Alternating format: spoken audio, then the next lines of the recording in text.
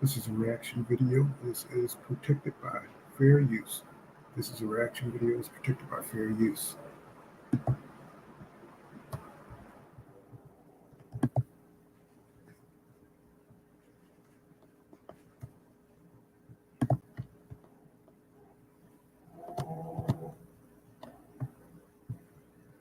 Oh, well, everybody know who I want next. I want Terrence Crawford next.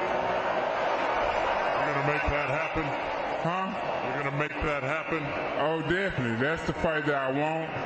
That's the fight everybody else want. Like I said, I'm going to get these straps and I'm going to go over there and take his shit too. All right. Errol, congratulations. Terrific fight this evening. Thank you, man. Now, strap season, y'all know what time it is, baby. Terrence, I'm coming for that motherfucking belt. All right.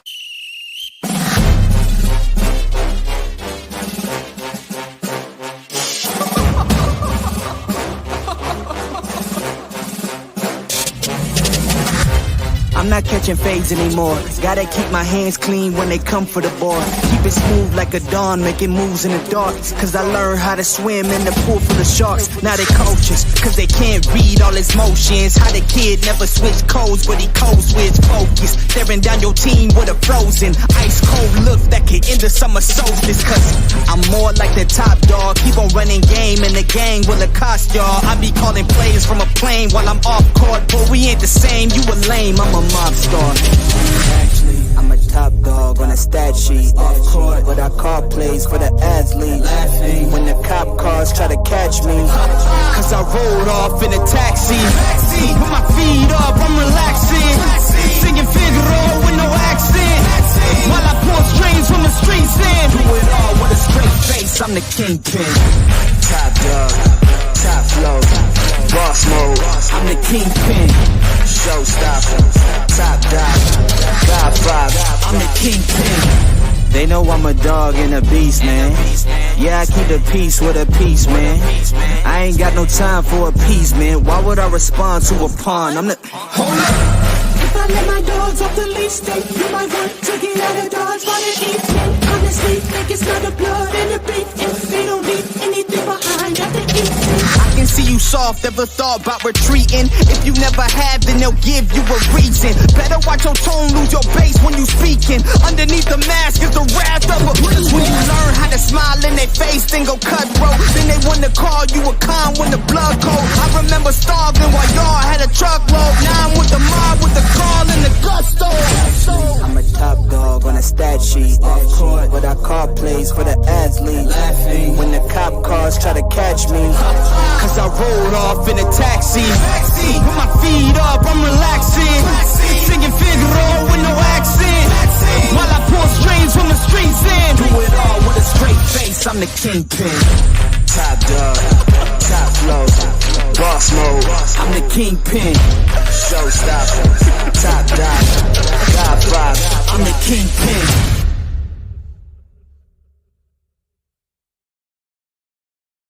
Kind of boxing. Good to see the 300 starting to fill up the chat room. What's going on? And let me holler at my people. What's going on, Asante L? What it do, bro?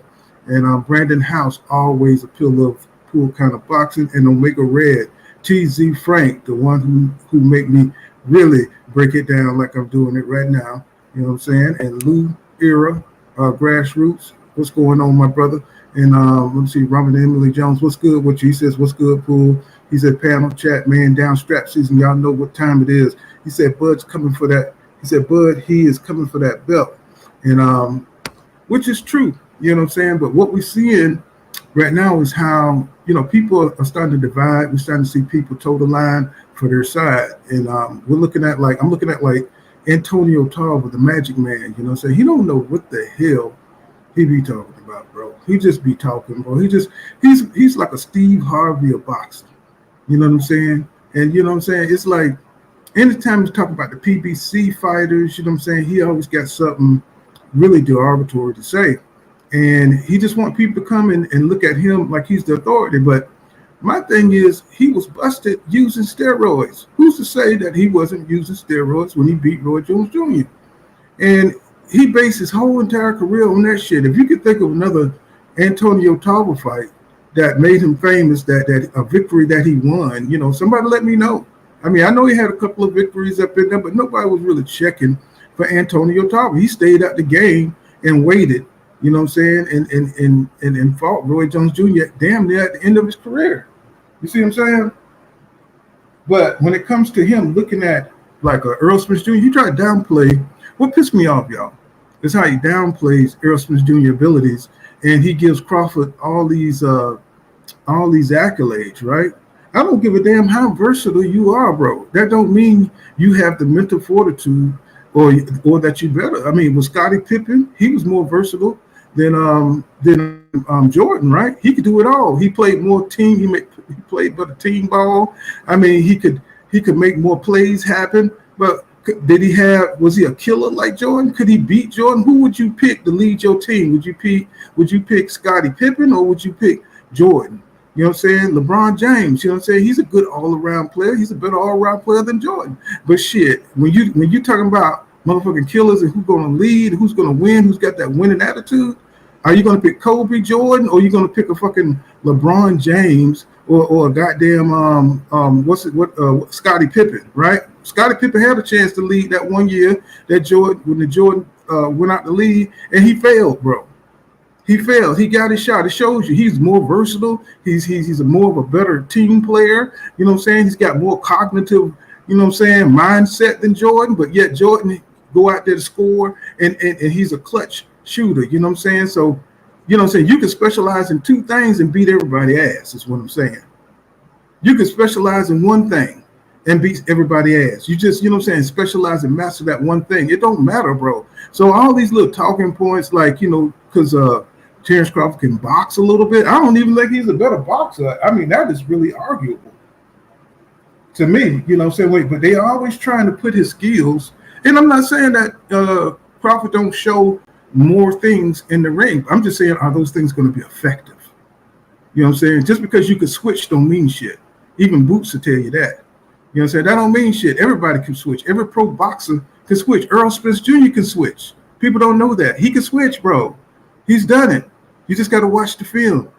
You know what I'm saying? He can switch. Every pro boxer can switch. It's just that Crawford, he's more flashy with it. He likes to confuse his opponents with it. But that don't mean it's going to be effective against Earl Spence Jr., right? So what I want to do is show you what the Magic Man is talking about. You know what I'm saying?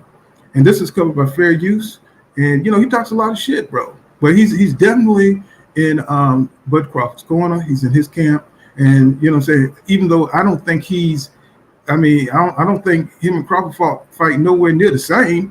He's way more aggressive. He was way more of an aggressive fighter than Terrence Crawford. You know what I'm saying? So, I don't know. Maybe he just identifies with Bud Crawford. He don't identify with Earl Spence Jr. You know, I mean, they more of the same kind of fighter. So, I just don't get it. You know, so he act like he's some kind of boxing savant, like, fighters don't know how to box nowadays. You know what I'm saying? And that's one thing about the old school. You know what I'm saying? We critical, but, you know, we still aware that these guys are good at what they do. They're in better shape. You know what I'm saying? They know how to train better. You know what I'm saying? They take more breaks to get more money so they can last in the industry. You know what I'm saying? The old school fighters, yeah, they fought more, but shit, you know what I'm saying? They were fighting from more of a survival necessity standpoint. You know what I'm saying? Like, shit, nigga, you only get $500,000 for a fight, nigga. You lining up to fight next week, nigga. You ready to get into your next fight, regardless if you got a broken knuckle or you got a bruised rib. You know what I'm saying? You like, fuck that, man. I got to make this money. You know what I'm saying? But these guys are getting paid nowadays. You know what I'm saying? They are getting paid. You know what I'm saying? So now they're taking breaks, healing their bodies. You know what I'm saying? And it's just something we're gonna have to deal with. But let's get into it. You know what I'm saying? Let's see what this old nigga talking about. Let's see.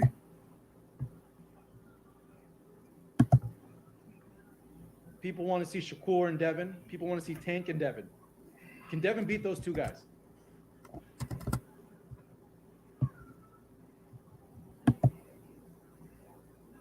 With what he has right now, no.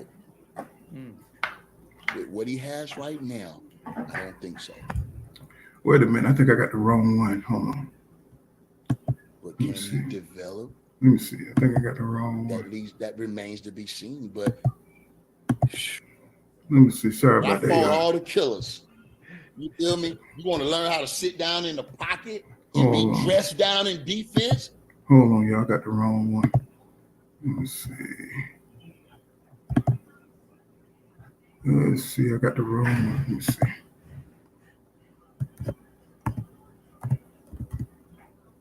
NBC. See, Tarver.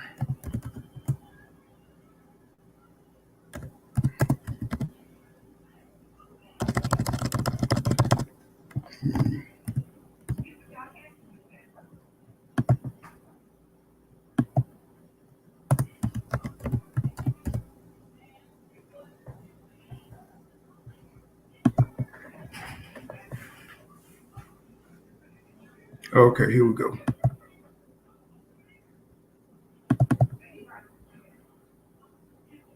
My bad, y'all. Let me see.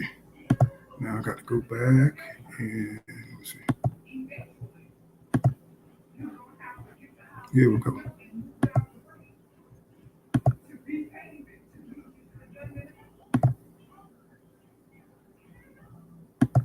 Errol Spence Jr., I'm hearing a press conference is scheduled. Finally, after years and years, Terrence Crawford, Errol Spence Jr., I'm hearing a press conference is scheduled Can y'all hear that? in the next coming days. It's going to happen. What do you think about it? Who has the edge in that?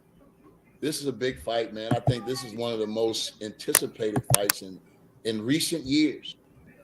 Two guys at their, extreme tip-top potential. They're in their prime. But again, I've always loved Terrence Crawford, bro, because I see a lot of myself in Terrence Crawford, right? So y'all get that. He's on tape. He loves Terrence Crawford because he see a lot of himself in Terrence Crawford. So, you know what I'm saying? We already know where this is about to go. How he approached the fight, how he approached his career when it comes down to other fighters. You feel me? And I've always said, Terrence Crawford don't see none of those guys. You know, he just don't see those names. He don't see, and I never saw any of those guys. I mean, the bigger. You know why he ain't see none of those names? Because he never fought none of those guys. You know, so this is what he's not saying. You know what I'm saying? Like he don't understand he didn't fight Keith Thurman, Danny Garcia, and Ugas. You know what I'm saying? He did, or Sean Porter in his prime, or Kell Booker in his prime.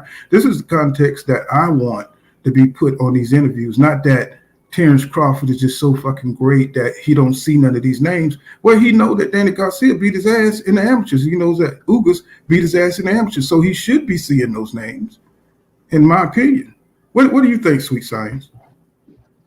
I agree with you wholeheartedly. I mean, it's obvious that he didn't want to fight top competition, and he wanted to get his reputation off of more so knocking down C-level fighters to bolster his resume as far as wins went and knockouts, but not the competition that came in front of him.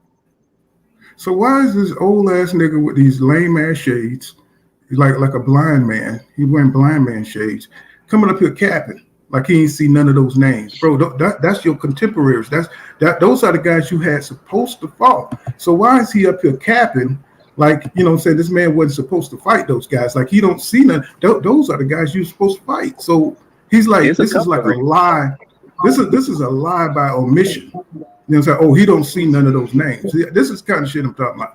Bro, you supposed to be saying, okay, he didn't fight Danny Garcia, he didn't fight Keith Thurman, but, you know, he didn't have to because he's on another level.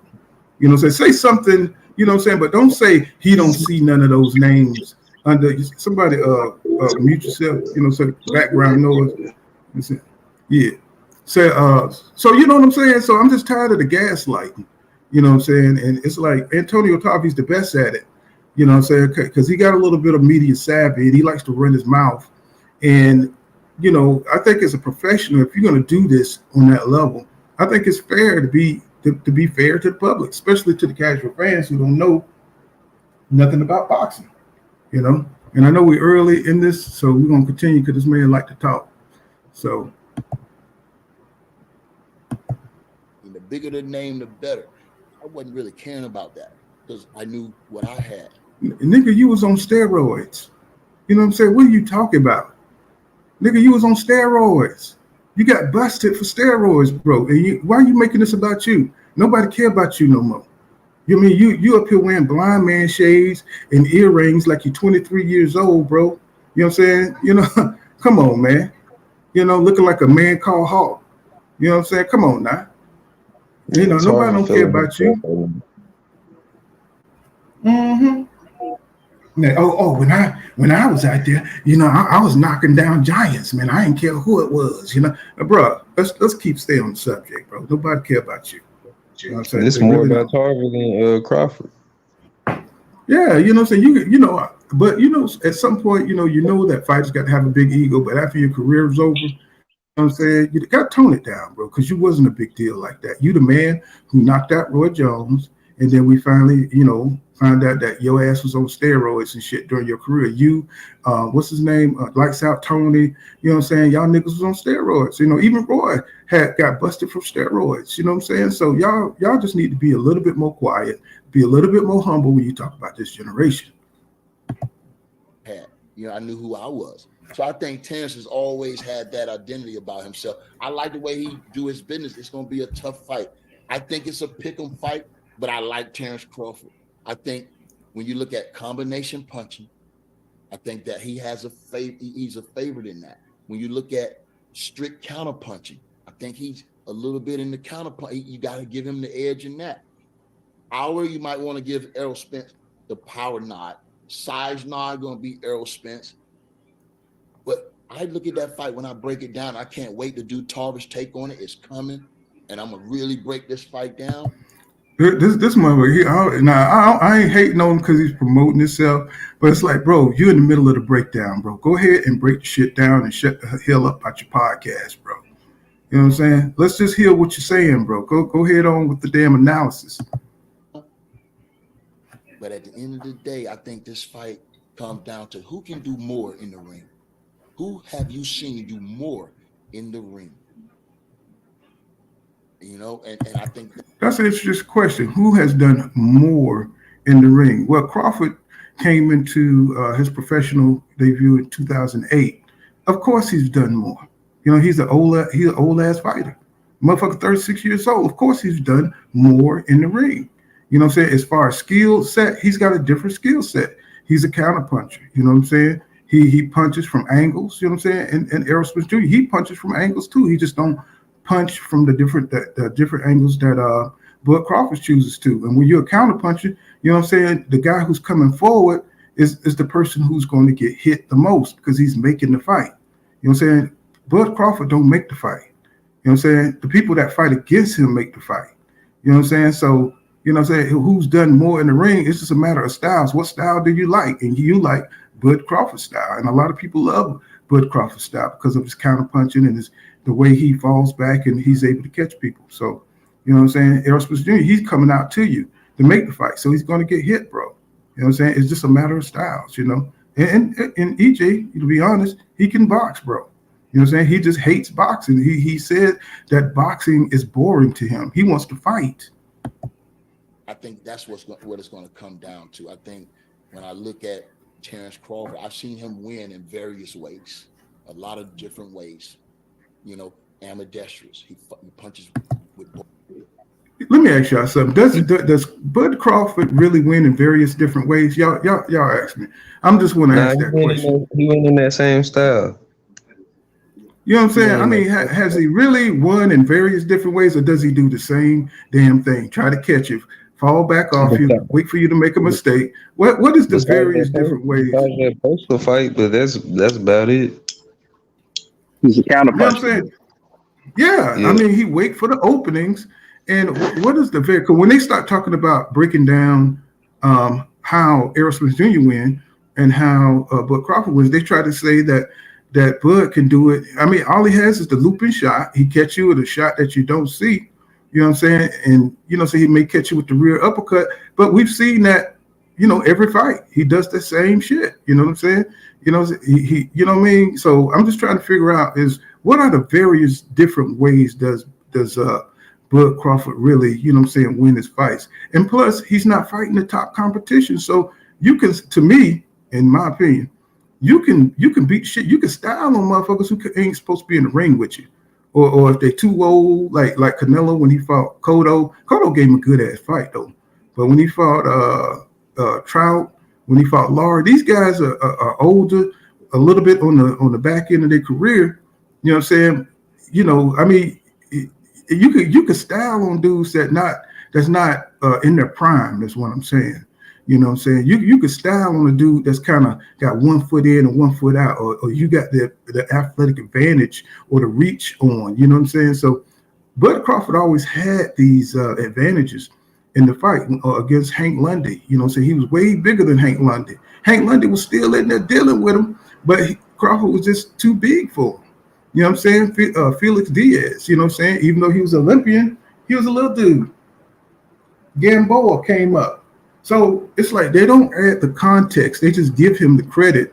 And I'm not trying to take credit from him, but he's always had the advantage in these fights. You know, Errol Spence Jr. never had the huge advantage over them except for he's a natural welterweight.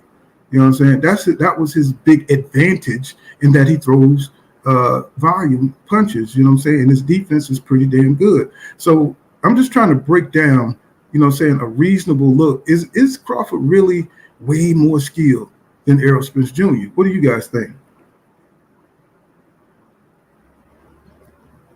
I don't believe so. I don't believe he is. I mean, you look at Earl's footwork, his ring generalship, punch output, use of the jab, his defense. I mean, shoot, his ring IQ, all of those things. I think Earl are superior at. Yeah, because what about you, film study? No, I agree. I agree with bro. Yeah, he's spot on. Yeah, I mean, when you actually look at it, they keep saying like Bud, you know what I'm saying, like he comes down, you know, jump out of helicopters, knocking motherfuckers out, like, you know what I'm saying, like he's doing, you know what I'm saying, like this motherfucker like jumping off like Egyptian pyramids. They act like he hit like Wilder. Yeah, something like, you know what I'm saying, he doing pre-calculus, you know what I'm saying, and figuring out the holes in which to, or the openings in which he's an athletic motherfucker's fast, and when he see an opening, he can close the gap. You know what I'm saying? He can close the gap because that motherfucker is fast, he's athletic, and you know what I'm saying, he can hit the mark when the open is there because he got fast hands, got fast reflexes, he got fast timing. You know what I'm saying? That's what makes Crawford so dangerous. It's not so much, just like Roy Jones Jr. It wasn't so much of his skill level. It was just the motherfucker was athletic. He could hit you in a flash like lightning. You know what I'm saying? And at 36, I don't know if Bud still got it like that. Mm-hmm. Most of his TKOs have been leverage knockdowns. He's caught a guy, you know, coming in and he's punched him to push him back, or he's caught him when their feet are almost tangled up and he's knocked them down. The one fighter that he clearly knocked out, his gloves were damaged to where, you know, he's not getting the padding. So, you know what I'm saying, he knocked that guy out cold. But you tell me another fighter that he's actually knocked out, like, I'd like to know it. And that's what I'm saying. So, see, if he would have knocked out Boot Ennis, you know, we couldn't even have this discussion. You know what I'm saying? Right. Boot Ennis is the kind of caliber, quality opponent where you would say, yeah, man, goddamn, Crawford is on a whole nother level, bro. You know what I'm saying? But when you fight David Avanesian, somebody who shouldn't be in the ring with you, and you go out there and you faluma him, then guess what, bro? Nobody's surprised by that. You know what I'm saying? Nobody's like mentioning this. They're saying we hating on Bud Crawford, but we're looking at the quality of opponents that he had. You know, if he would have fought Ugas and knocked out Ugas, right? He would have went out there and just knocked him out cold before EJ fought. Then we would say, damn, man, Crawford is on EJ level. He's probably better than EJ. If he would have went out there and knocked out and TKO'd Danny Garcia, you know what I'm saying, in the same way he did David Avanesian, then we'd be like, God damn, he knocked out Danny Garcia. If he would have fought Keith Thurman. Danny Garcia got a chin. Right. If he would have fought the same opponents and did the same thing in their prime, you know what I'm saying, back in 2018, 19, 20, 21, 22, then we would have been like, damn, man, that goddamn Crawford, man, y'all shut the hell up. That dude is on a whole nother level. The man's skills is off the chain, but he did this shit to the level of opponents that he did. Jeff Horn, you know what I'm saying? He did. We know the list. You know what I'm saying? Let me read some of the comments. He said, yeah, we can hear you. Let me see. What's going on, Renzo Patterson? He says, Errol fought everybody, but Thurman and Bud laugh out loud. And what's going on, Greeks with fire? What's happening, bro? He said, salute cool. He says, here for the cook. Tarver ain't shit. That's my nigga right there. And let me see. What's going on, Don Jenkins, the Gotcha Gamer? He said, smoking on board too. Yeah, we smoking on Bud today. And it says, Zach B, what's happening, bro? Let's see. Let's go down the list. Let's see. What's going on? What's going on, Don? Let's see. TZ Frank says, nigga whipping his wiping his crack mouth while he's talking. Yeah, he do look like he needs some chapstick, don't he? And let me see. T Scott says Antonio registered second positive test in 3 years back in 2015. We know what time it is. Yeah, you know damn. That's what I said, man. Nigga be on steroids, man. What are you talking about, bro? Speaking of smoking on Bud, y'all see Earl's new shirt? Yeah, it's some badass shit. Yes, sir. Yeah, Yes, man, sir. this thing is hard. That shit real hard, man. I mean, that shit clean as fuck. Let's go down. What's going on? What's going on, John? Let's see. Greets. He says, Tarver ashy lips always lying. PEDs use bastard. Oh man, he just wants some eyes on that. Y'all mute yourself. Donna Gotcha Gamer says, Pool. He said, I didn't like the way Stephen A. Smith put the blame on Earl for making this fight. I didn't like the blame on Earl for making this fight. He's a clown. Of course. And I noticed that a lot of them trying to gaslight and obscure the fact that they were waiting on Crawford to sign the fight. You know what I'm saying? It's like they just don't want to get into that shit. And that's a big part of this. You know what I'm saying? Greek says, John, don't come on with that crawfish bullshit. What's going on, Kevin Rigo? Keeping it real, my man. He said, same way, no difference. And let's see, Marvin Banks said, he says Crawford light touch at welterweight is going to be his downfall. He says Spence dog walks Crawford. And that, you know what I'm saying? And let's see, Greeks says, he says, to be honest, we all know Errol going to watch Crawfish. He says fans know as well. He says, man down. What's going on, Ramen and Emily Jones? Says, Bud isn't more skilled. I'd say he's less because lesser comp has caused him to have to pull more tricks out of his bag to win. Yep. You know what I'm saying? And we had to see more, yeah, especially when he fought Jose Benavidez. I was calling the nigga David Benavidez. I be getting niggas fucked up. You know what I'm saying? BA says slickness can be misconstrued as more skill. Yeah, craftiness. You know what I'm saying? But EJ, he's crafty too. He's just more subtle with it. You know what I'm saying? You have to be a real film watcher to appreciate what Earl does in the ring, because a lot of his stuff is more fundamental skill based type things. You know what I'm saying? So he tries to stay perfect in the ring. Kevin Ringo says when Bud was at 140, he was bigger than almost anyone he fought. That's the point I was making, Kevin Ringo. You know what I'm saying? He could do, when you that much bigger and better than everybody, you know what I'm saying? You have no fear. You could do more things, especially when they can't hurt you. You got skills to move away from them. And Crawford was always the superior fighter in any fight that he fought. You know what I'm saying? Marvin Banks. Go ahead. What you say? If you go and you find that interview from Danny Garcia, he said it's different when you're in there. And also, I think Kovalevsky said it too when they were sparring one time. It's like it's different when you're in there. He's making minute adjustments, but the outcome is so much in his favor. You just can't understand what's going on until he's kicking your ass. So yeah, Earl got skill. Yeah, it's like if you playing football, if you can outrun a motherfucker and he can outjump you, it ain't much you can do. He's just a superior athlete.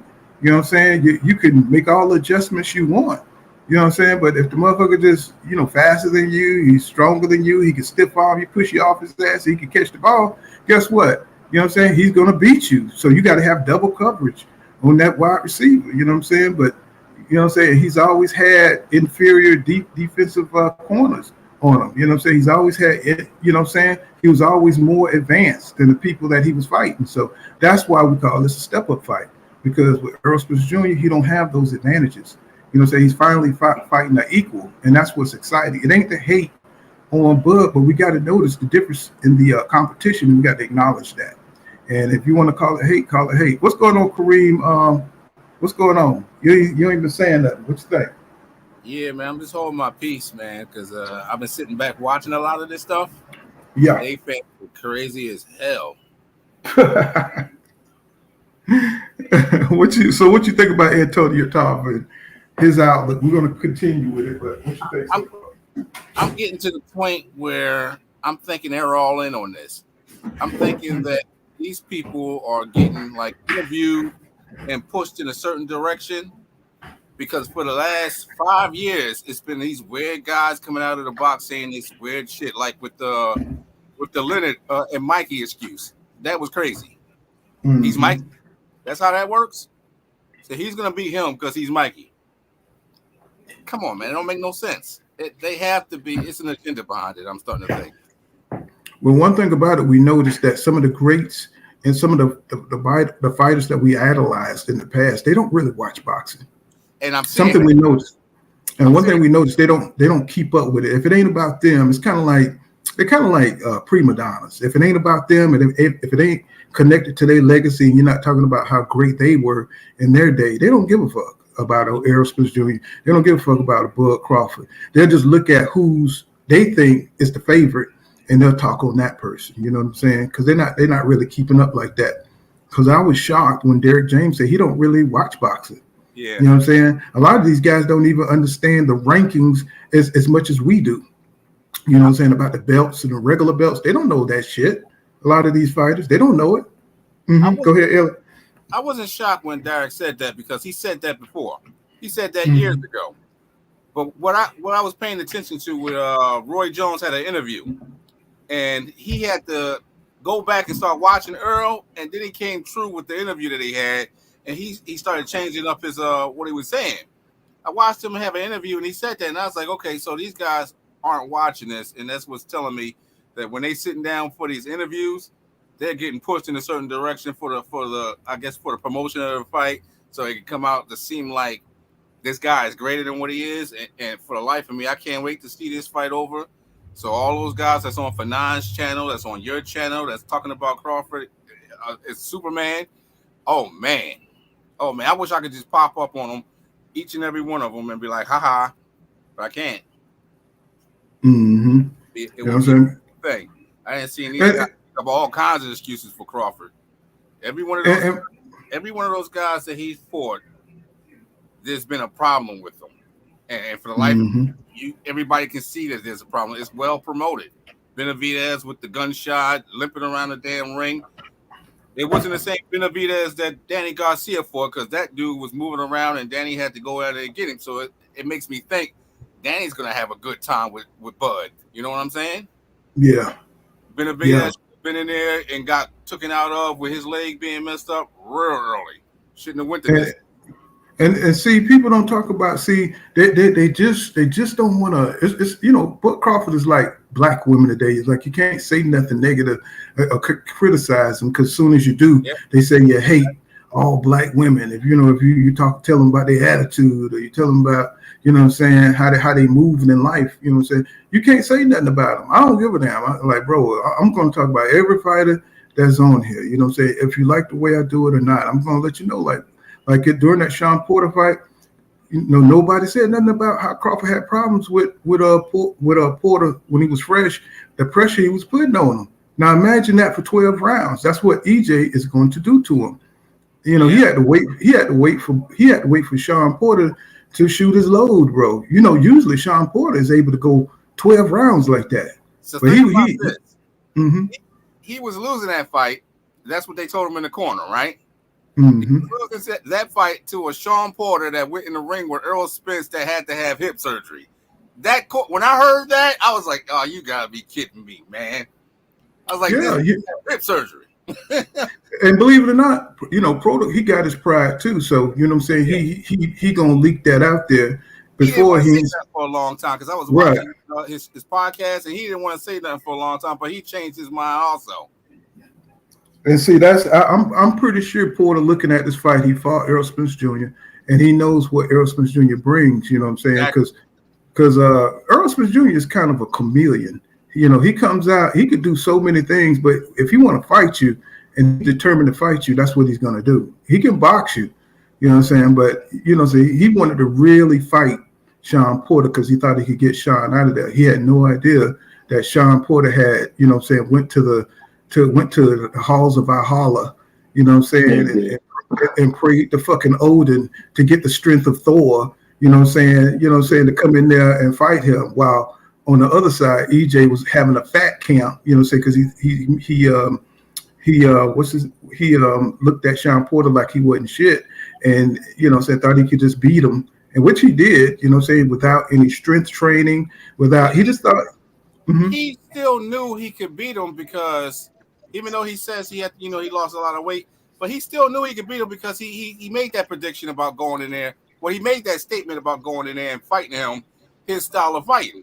I mean, he's backed up everything he said. Every time he fought somebody, he said he was going to do it in a way that it was going to, say, okay, y'all said this about me, well, I'm going to do this.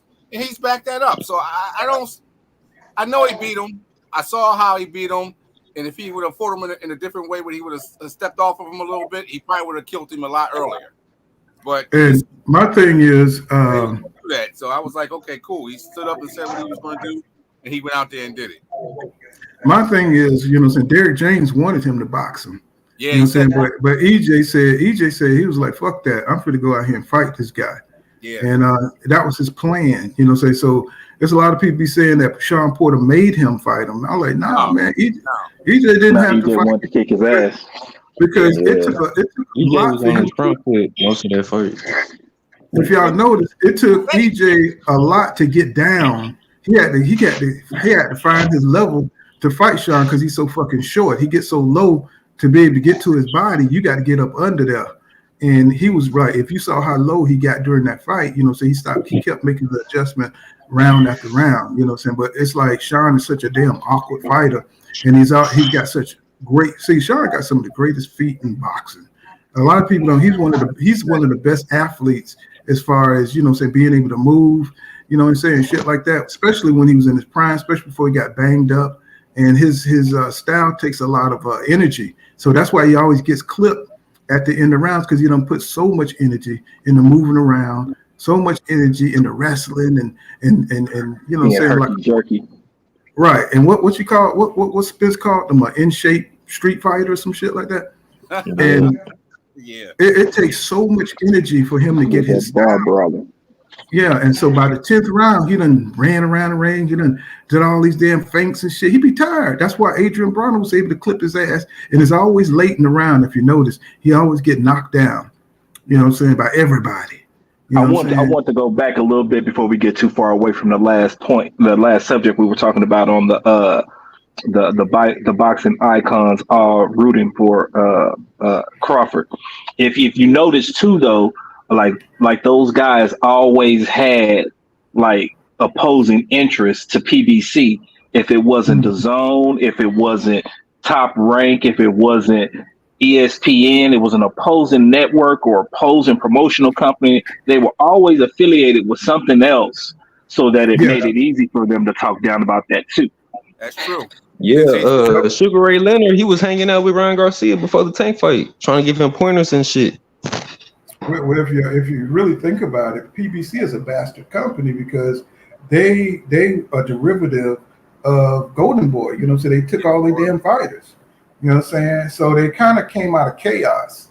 When Oscar De La Hoya wasn't really watching over his company. You know what I'm saying? PBC was formalized, and a lot of people really hate that. You know what I'm saying? That Al Heyman was able to build an empire off, off Golden Boy, really. And Oscar De La Hoya, you can see it. You know what I'm saying? He hate anything that he mentions Al Heyman, even when he's not even a part of the conversation. You know what I'm saying? You could be talking about anybody. You know what I'm saying? You could be talking about Boots. You know what I'm saying? I hate Al Heyman. You know what I'm saying? Hey, check this out, though. He catches the blame for what's this Schaefer guy name? What was Golden? Richard Schaefer. Richard Schaefer. Because he initiated all that. Remember, right. He was the one that took all those guys. I couldn't think of his name. I'm glad you said it. So, go ahead. Yeah, he was the one that took all those guys over to PBC. He started all that. I mean, I don't get no blame for that because Oscar was doing this thing with the whores and the cocaine stuff. But they was real close, and a lot of those Mexican, Puerto Ricans, and stuff like that saw that as like a betrayal, and Al is catching all the blame for what he originally didn't even initiate. Al needed somebody in that company to pull that off, and Richard Schaefer, he laid out the whole thing for him. For the takeover. Bernard Hopkins just sitting around letting the shit happen. I was like, wow. And I think Shane was with them at the time too. I think Shane Mosley had a seat on that board, and they all let that stuff happen when Oscar was out there, playing the games. True that. So Ramin Emily Jones says, let me see, Greek says, he says, Marvin Banks, he says, Errol is worlds above Crawfish, non-Olympic ass. He says, I agree with you 100%. And Ramin Emily Jones says, Badu had no legs after the fifth. He said, going to be the same for Bud. Because you saw the body punches he was putting on Badu. That shit was hurting me, man. I was like, God damn, man, sit your ass down. Let's see, what's going on? What's going on, Gans? Gans says, he said, peace, I'm in the chat. Yes, sir.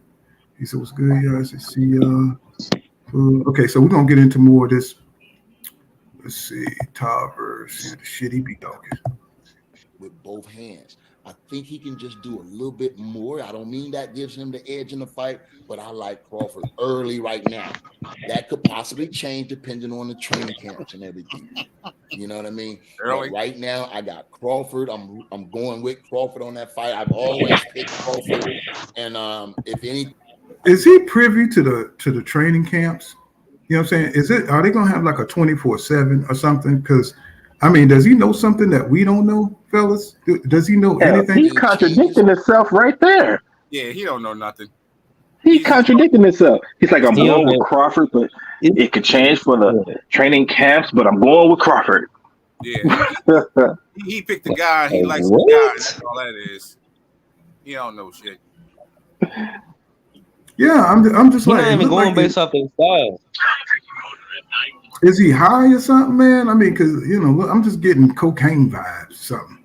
But he did the same thing the last time. You need to take them blinders off. He came out the same way with Earl Ford Ugas. He had a similar interview where he just like, Ugas is going to be this, that, and the other. And man, get the hell out of here. I don't know why they keep on interviewing this guy either. Like all of a sudden, he's popping up a whole lot for some strange reason. He must have something going on with boxing once again because he's been gone for a while. And Zach B says people get lost in the simple style. The simple style of what EJ does. So they don't see the technical because they don't see the flashy stuff, and that's what gets them beat the fuck up. And that's kind of like what your boy Robert was saying. Robert Garcia was saying, man, yeah, he could do it all, man. And I was so surprised that Robert Garcia was keeping it real like that because usually he'd be capping too. You know what I'm saying? When it comes to any Spanish fight against a black fighter, you know what I'm saying? Oh, yeah, Jojo Diaz could beat Haney. You know what I'm saying? Oh yeah, Andy Ruiz could beat Deontay Wilder. I'm like, bro, I know you're staying on code, but come on, bro.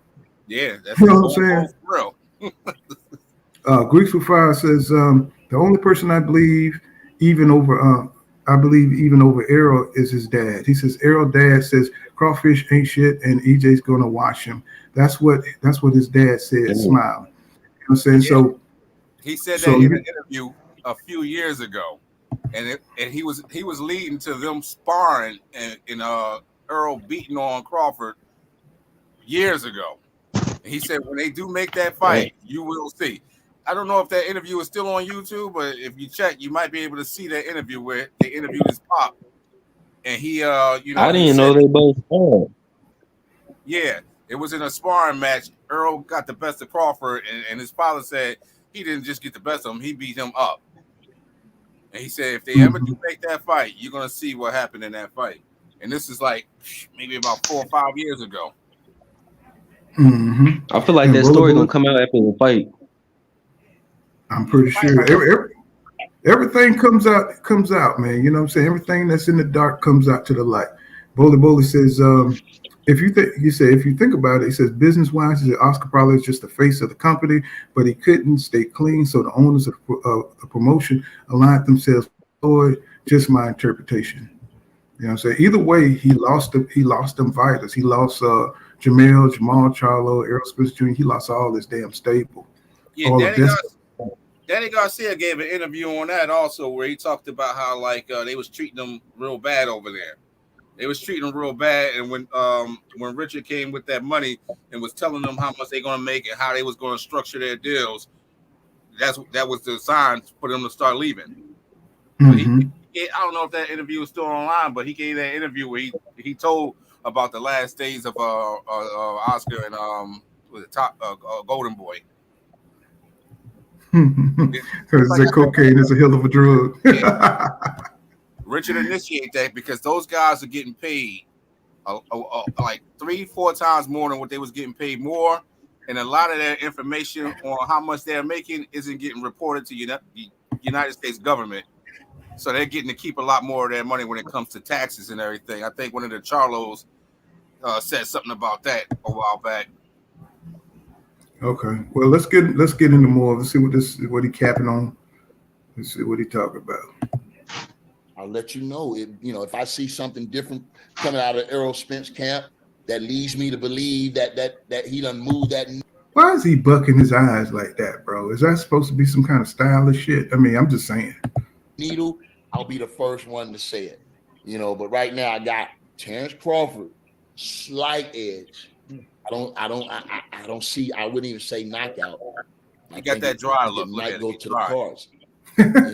Both of these guys are capable of knocking each other out. I don't think so. More so Crawford with one punch. I can't tell. Really? Earl Spence Me with either. accumulation of. Now, who did Crawford ever knock out with one punch, bro? I don't know. What was he talking about, bro? I'll say David A, but I wouldn't even say I don't know, man. One punch, bro. One punch. Does he have one punch knockout power? He can stun you, but no. He's 147 right now, and he's going against the best guy at 147 in the last I don't know how many years. This dude since Trinidad. Yeah, for a long time, man. And this dude that took straight punches against what's the name in that last fight, and he said he wasn't even worried about that. He was more worried about his teeth. Come on, man. Shit. And the thing is, when EJ tells you, saying something, it makes total sense. He was embarrassed. He thought his teeth got knocked out. Imagine if you're in the ring and your teeth get knocked out by your opponent, bro. That's embarrassing. And your teeth sitting on the damn ring. So that's why he broke off the damn fight, because he wanted to pick them bitches up real quick before people like, damn, you knocked your damn teeth out, nigga. You know what I'm saying? You talking about your teeth getting knocked out and embarrassment, not even pain. Not pain. It's like, oh shit, my teeth out. Damn, that hurt. No, I was gonna be embarrassed. Let me cover up. I can't let nobody see this. That's a cold ass motherfucker, man. That's cold. But the cool thing is, EJ, he truth. That's why they call him the truth. That's embarrassing shit. But that's why he did it. You know what I'm saying? I mean, that make total complete sense, bro. You say, hey, what is he doing? And he went over and Ugas, he almost didn't even, he thought the ref was gonna come in. And he didn't give a damn. He didn't want his teeth to be out there on the goddamn canvas. I understand that shit, you know what I'm saying? So he had That's actually true. I got a big ass television, and the night of the fight, I watched it. And if you watch it, I was watching. I'll be up on my television when I'm watching it. So when he took those shots, that one shot that Ugas hit him with to start it off, it did knock his mouthpiece out of his mouth. and you see it leaving his mouth. But when the referee must have saw it at the same time, and he tried to stop that from anything else from going on, for that man to pick up his mouthpiece. Earl heard stop. I heard stop when the referee said that shit, because you see, like in the replay that they played to try to figure out what was going on in live action, you hear the referee saying stop before Ugas starts throwing those punches. The first punch knocks the mouthpiece Yeah, you out. can see him saying stop. Like, yeah. The referee throws his arms up and says stop. Earl turns around and look for the mouthpiece. Ugas goes here and let 2 shots off, knocking Earl back into the ropes. I watched it. Promise when it happened in live action, and I was like, damn. I didn't even bother getting, jumping up and all that stuff. I just saw it, and I was like, damn. And I was like, okay. when I saw it live too, I was pissed. But more so because I knew he was going to do it, but I didn't know anything about the teeth at that time. But I remember him doing it with Danny, and I was like, don't do it. Don't do it. You bet. And sure enough, he goes looking for the damn mouthpiece, and I was just pissed. I was like, come on, EJ, what you got going on, bro? When he stumbles back to the ropes like that, I was like, fuck, what just happened? But when he comes back out, man, he's gathered, I was like, okay. Yeah, this is a bad man. He heard the same thing that I heard in live action. I heard that referee say stop. Now, my only thing about that is Ugas, his English is a little bit off. So that nigga know what stop mean. Yeah, well, I mean, you would think you. All right. That nigga know who a stop means. Stop means the same in every goddamn language, nigga. I don't give a damn, nigga. That's one of the things. Stop crossing that border. When that motherfucker got out of that water, they were like, stop. You know what I'm saying? And took his ass to the refugee camp. He know what the hell that meant, goddamn it. He know what stop means. So he's a piece of shit because he got some free licks on him that he shouldn't have had got. But I don't blame him for that though. You know what I'm saying? You got to protect yourself at all times, and Earl, that was his mistake. And shit, I don't blame him. The result of that shit though. Shit, Ugas was getting his ass whipped. Shit, if motherfucker put his hand down, I'm gonna hit that bitch too. He was whipping my ass. That's true too. I mean, because he was taking some shots that didn't like quite. Yeah, I mean, I really don't blame Ugas, but he knew what stopped, man. He just knew that was an opportunity. He's a veteran, and he took a shot. You know what I'm saying? He didn't get penalized for it. He won that round. That could have been pause because he did like pause. Mm-hmm. Gant said, judgment just jumped right in there. I guess. Let's see. Gant said, I remember that interview. He says EJ Dad had said Bud doesn't stand a chance. Calm and Relax says Eric said one of Boot's said at one of Boot's fights that he beat Bud up. He said it's Eli Setback interview. And we know Boots want that smoke. He young. He just want to get in. What happened to Richard Schaefer? We talked a little bit about Richard Schaefer. And he says Eric did to Bonner. He says told EJ you talking too much, laugh out loud. And he says wiping the nose. He said wiping of the nose is clear to me. What's going on, Jeff? What's happening, bro? Okay, we're gonna get back some more of this interview, see what he's talking about. It's kind of, I got 2 things open here. I got the Crawford interview on the other side. A body attack, wearing you down and getting you out of there. You know what I mean? But when you look at one punch counter, look at the last fight he ended. The last fight Crawford ended with that one shot. He has that type of counter punching ability that he'll set a trap. See, I don't see none of these guys setting trap. These guys are being read like Braille, bro. These guys are being read like nothing. Wait a minute. Did this nigga just say guys are being read like Braille? I mean, if you read Braille, that means you blind, nigga. Exactly. You know what I'm saying? You know, how you gonna read motherfucker like Braille? Braille ain't, I mean, if you see a sentence, you can get ahead of the sentence. But if you read that, you can't see. They being read because you can't see it. Wait a minute, man. Hold on. That's some bullshit right here. He just that nigga be talking so much shit. He was like, come on now. They getting read like Braille. That's what these guys, man, I'm telling you, they being read in Braille. Errol Spence, man, something about that guy. Man, I'm telling you, man, these guys, they don't really want it with Crawford, man. Crawford is something serious. He's coming off like a street educated nigga. That's what that is. Okay, we're gonna do a couple of more minutes of this, and then we'll switch over to the Crawford interview, which was kind of boring, but we'll look at it. Let's see. Surprising about what they're doing. I'm not seeing the what you would call the thinking prowess. Oh my God! Did he just fuck that word up? I mean, prowess. The hell is prowess? You know what I'm saying? You mean prowess? You know what I'm saying? Who is he shooting that to though? Because he can't be talking about Earl. You're talking about all fighters, man. He's talking about the fighters of this generation. He punched drunk. So Yeah, fighters of this generation ain't thinking. This dude is right. What the fuck? There's a lot more thinking going on now. I mean, he was a good boxer, and I think he was elite. But damn, bro. I mean, you wasn't like that, bro. You just had a good little right. What was it? The lefty. You know what I'm saying? Good left hander. You know what I'm saying? Come on now. Has a little bit of power. I'm not seeing a thinking prowess, bro, and that's a serious part of the game. You know, when you in and just do the same thing and repeatedly, there's no adjustments being made.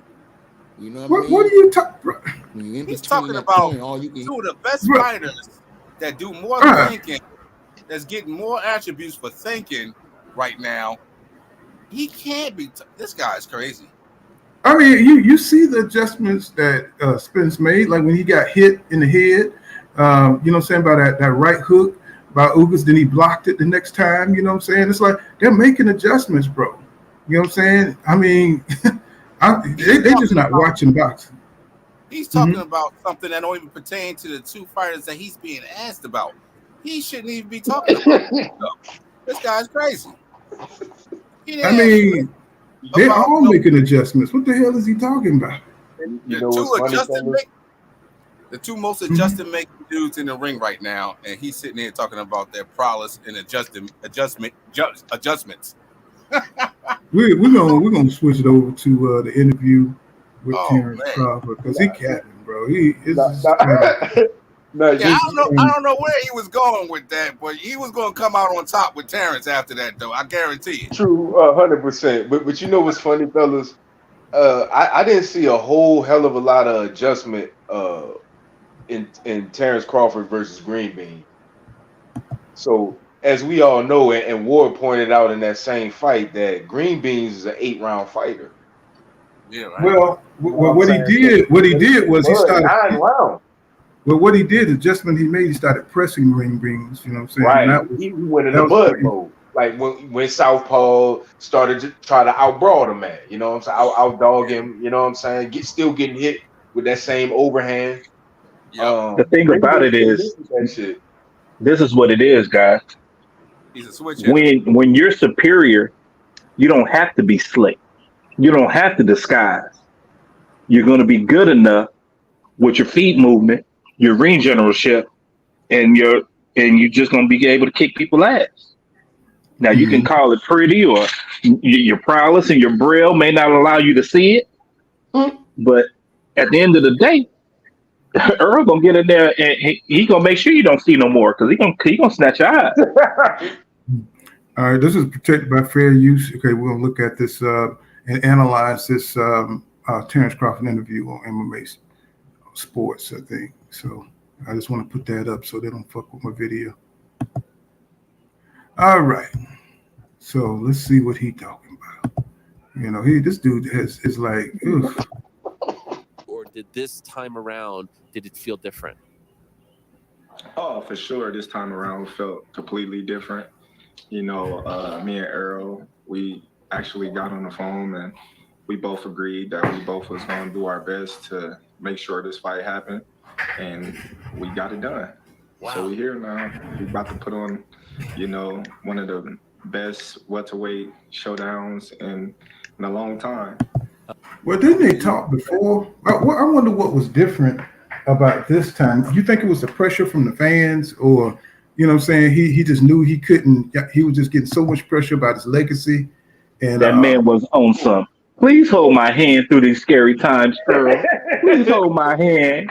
No, I can't do it without you, Earl. I got to talk. Please talk to me. Help me out. I will give him this. Go ahead. It was honestly, and fellas, y'all could disagree or y'all could agree. I honestly think Tank and Ryan got this ball moving, man. Honestly, That's a part of it. That's a part of it. I think that's a huge part of it. I'm not saying that's the catalyst because what you just said, Pool, the fans, and I think all the whole 5-year periods, so called. I think definitely that's probably the number one, but I think Tank and Ryan really made people like really look at themselves and made fans look at them, and that shit threw a lot of fucking gasoline on the fire, dog. That shit it's a blaze now. So now we about to get a Noe and Fulton around the corner before You can this. go a little further back to Plant and Benavidez. I mean, there you go. It's a domino effect. You know what I'm saying? Well, I think it was a shame. I think it was kind of a shame thing because Carissa Shields is burning up women's boxing, and everybody's talking about how Carissa Shields and the women are getting it in, how they fighting the fights, and the guys, and they kind of compare it to anytime we talk about fights that's not being made, we start talking about Bud and EJ, and Carissa was out there just fighting, man. She done had about damn 6 fights since this shit. You know what I'm saying? 6 or 7 fights. You know what I'm saying? And they're saying Carissa and the women are getting it done, but the men ain't. So I wonder if that had anything to do with it, because she just had a fight, but she just dominated. Check it out, right? Look at the timeline. He's smart, but he got like a street type of smart going on with him. He think he's slick. He think he's slick when he can get away from the police and everything. He's not taking this fight because he really wanted to take his fight. He's taking his fight because he's been like Earl really probably talked him into taking his fight. He's getting the same stuff that he was getting before in the contract deal. He sat around for so long trying to get other contracts with like Golden Boy, trying to sell himself to just about everybody you had across the United States of America. Man, he even went over to Eddie Hearns. So he went all the way over across the pond trying to sell himself.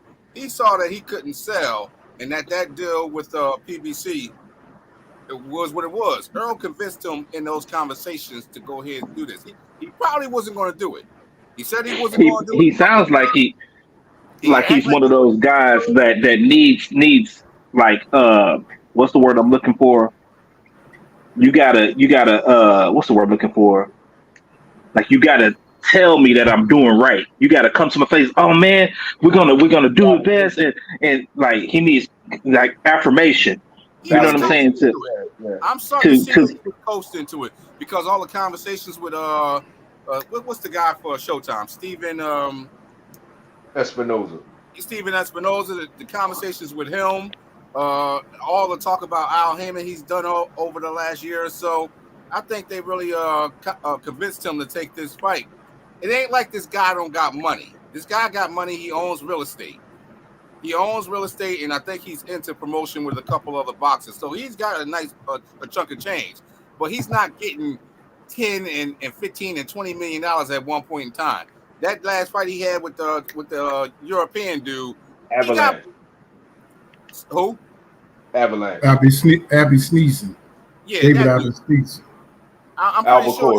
I'm pretty sure when they reported that he got maybe about 2 million, something like that. I think it was around about 2 million, 201 or something like that. I'm pretty sure that was all he got because I couldn't see those people after that time period, after all that went on, paying him no $10 million. So at this point in time, he's looking at making maybe $20-25 million doing this. He ain't dumb. He hasn't had a $25 million paycheck in none of his boxing history. I think they convinced him to take this fight, and they told him what type of money he was going to be making in those conversations, and he was like, all right, come on. Not only telling him that he's going to make that money, but you see a lot of his peers spending that money. You see the Charlos spending them big checks that he, you know what I'm saying, got undisputed. You see Tank, you know what I'm saying, rolling in with a tank and having all kind of jewels and all kind of different things, you know what I'm saying? And then hell, probably Plant Benavidez got this as a big ass check. So you're like, man, these guys really making this money, man. But like, I don't think he looks at like the material side of things. I don't think he really look at the material side of things. Not for himself. Just the fact that the money is there. This dude walked out of one of those boxing events and he had on Hebrew garb. So he's being taught somewhere about the Israelites. So I seen him with our garb on, and I was like, "What's going on with him? Somebody, wherever he is teaching him. Who is teaching him?" And I was like, "Okay, so he's not a guy that's big on jewelry, flashy cars, and all that stuff." So I was like, "Okay, he's definitely doing this just to get that big payday, that real big payday that he has never had. He's never had a payday like that. They convinced him into this." So let me get this super chat. Go ahead, bro. I don't think he cares about these other guys making what they making and shining like they shining. I think he only cares. Well, obviously he cares about himself only. So let me get this super chat by Mike Jones. Thank you for that $2 super chat, bro, supporting the channel. He says Tarver was basic like they say Errol is. And that's what I was saying earlier, Mike Jones. You know what I'm saying? He's more aggressive. Tarver, Antonio Tarver. Saying he was basic like they say Earl is. I said his style was more aggressive, like Earl. He didn't fight like Crawford and nothing like that. You know what I'm saying? So he really should identify more with Errol Spence Jr. You know what I'm saying? So, but it's just his. Yeah, and nobody is saying like Bud got the same deal that he turned down, and I think shout out to Marty the manager. He was saying like Bud needed representation, and I think he went into that fight thinking that he had the leverage, and it didn't work out like that. He found out that it was more complicated, and that he really needed a really good a sports lawyer to really break shit down so he can come out with make sure he's not being screwed over. And I think what Marty manager saying was, he was saying it all the time. He's like, Bud just don't understand the nuances in the business of boxing. And I think once he got comfortable with that and got him some good representation and realized he's not being screwed, he could go on with that deal that they were offering him, which is kind of a little ghetto way of approaching business. And I think he's becoming a better businessman because of this fight. Let me see. Let's go into some of the comments. Let's see. Andre says EJ is a complete boxer, no doubt. And JV, what's going on, JV? He said Bud is EJ biggest fan. You see how he be trying to act like EJ, be trying to be calm, have that Southern cool boy shit going on. Calvin Ringo says if Earl Spence can stop turns, if Earl Spence Jr. can stop turns, Crawford counter and Luffy punches, it would be a short night for Bud. Earl will win easy. You know what I'm saying? And I'm pretty sure they're probably looking at the film and working on all that shit. $52. 50. Damn. Y'all subscribe to 52 Block Boxing Network. He says, I can't take Crawford fans seriously. Nah, they not when they start capping and shit. You know what I'm saying? And let me see. He says, Andre Smith says he had to make this fight. His legacy is with Earl, 100%, no doubt. And Bon Bradley says, great show so far, Paul. He says, Errol is about to make this look easy. He says Crawford's level of competition has not prepared him for it. And that's it for this inconvenience. And that's what I say all the time. See, they call it hate when you start going through the level of competition. And that's the interesting thing. I'm saying if you look at his resume, it's like, who has prepared Crawford for this kind of competition? Who has fought like Errol Spence Jr., under Terrence Crawford resume? And the closest thing I can get to is like maybe Felix Diaz, who was trying to press the action, but he was just a little too small. And he did crack Crawford, but Crawford was just too big and too good for him. You know what I'm saying? So, it's just going to be, this is why I say it's a step up fight for Bud. You know what I'm saying? And everybody said that Errol has never fought anybody like Errol Spence Jr. That's something that Keith Thurman keeps saying and putting himself into the conversation, saying that Bud has never fought a smart, high boxing IQ athletic fighter with good feet. And I'm like, bro, it's a reason why he didn't, because you ran. You know what I'm saying? You ran away from the fucking fight. And a lot of people keep saying that Keith Thurman didn't run away from the fight because of injuries. This nigga was filmed in different countries and shit, you know what I'm saying, shadow boxing with the natives. You know what I'm saying, playing the flute in the damn mountains, you know what I'm saying? He's Hindu. He's Hindu now. So Right. So I'm just like, I'm too zen for this sport. I'm too zen for the sport. Yeah, nigga, you ain't trying to fight that dude. That dude been hawking you, and now you criticize him for not fighting a fighter like that. He could have fought you, bro. He could have fought you first. You know what it is? You know Is it true that him and Ugas has been ordered? He told them. I mean, he told them maybe last year sometime that he needed 10 million, and he told Bud to get Bob to give him 10. And ever since that happened, when they told him no, he kind of like died off. My thing is, bro, it's like you negotiate everything. 10 million ain't, you ask for. I go in, I'm asking for $100 million. It's like, hell no, nigga, you ain't worth that. Well, we gonna give you, $4 million. That's cool. I take it. You know what I'm saying? He spoke on that too in the interview. He said he wanted 10, and after that they just stopped contacting him. He lost all contact. He said he was open to negotiations, but he started off with 10. He did say that in the interview. Like, but that's cool. That's like absurd or something. Right. Yeah, like that's where I was at with it. I think Terrence should have walked that route if he could take out Keith Thurman. I think he should have took that fight. Better than what he gave us, but that would have been proving something right there. Because right. I mean, all I'm saying is where the counter off. That's all I'm saying. Where's the counter off? Yeah, you know what I'm saying? I think there's an interview out there with Bomac where he talked about the Keith Thurman offer and how they thought he was crazy.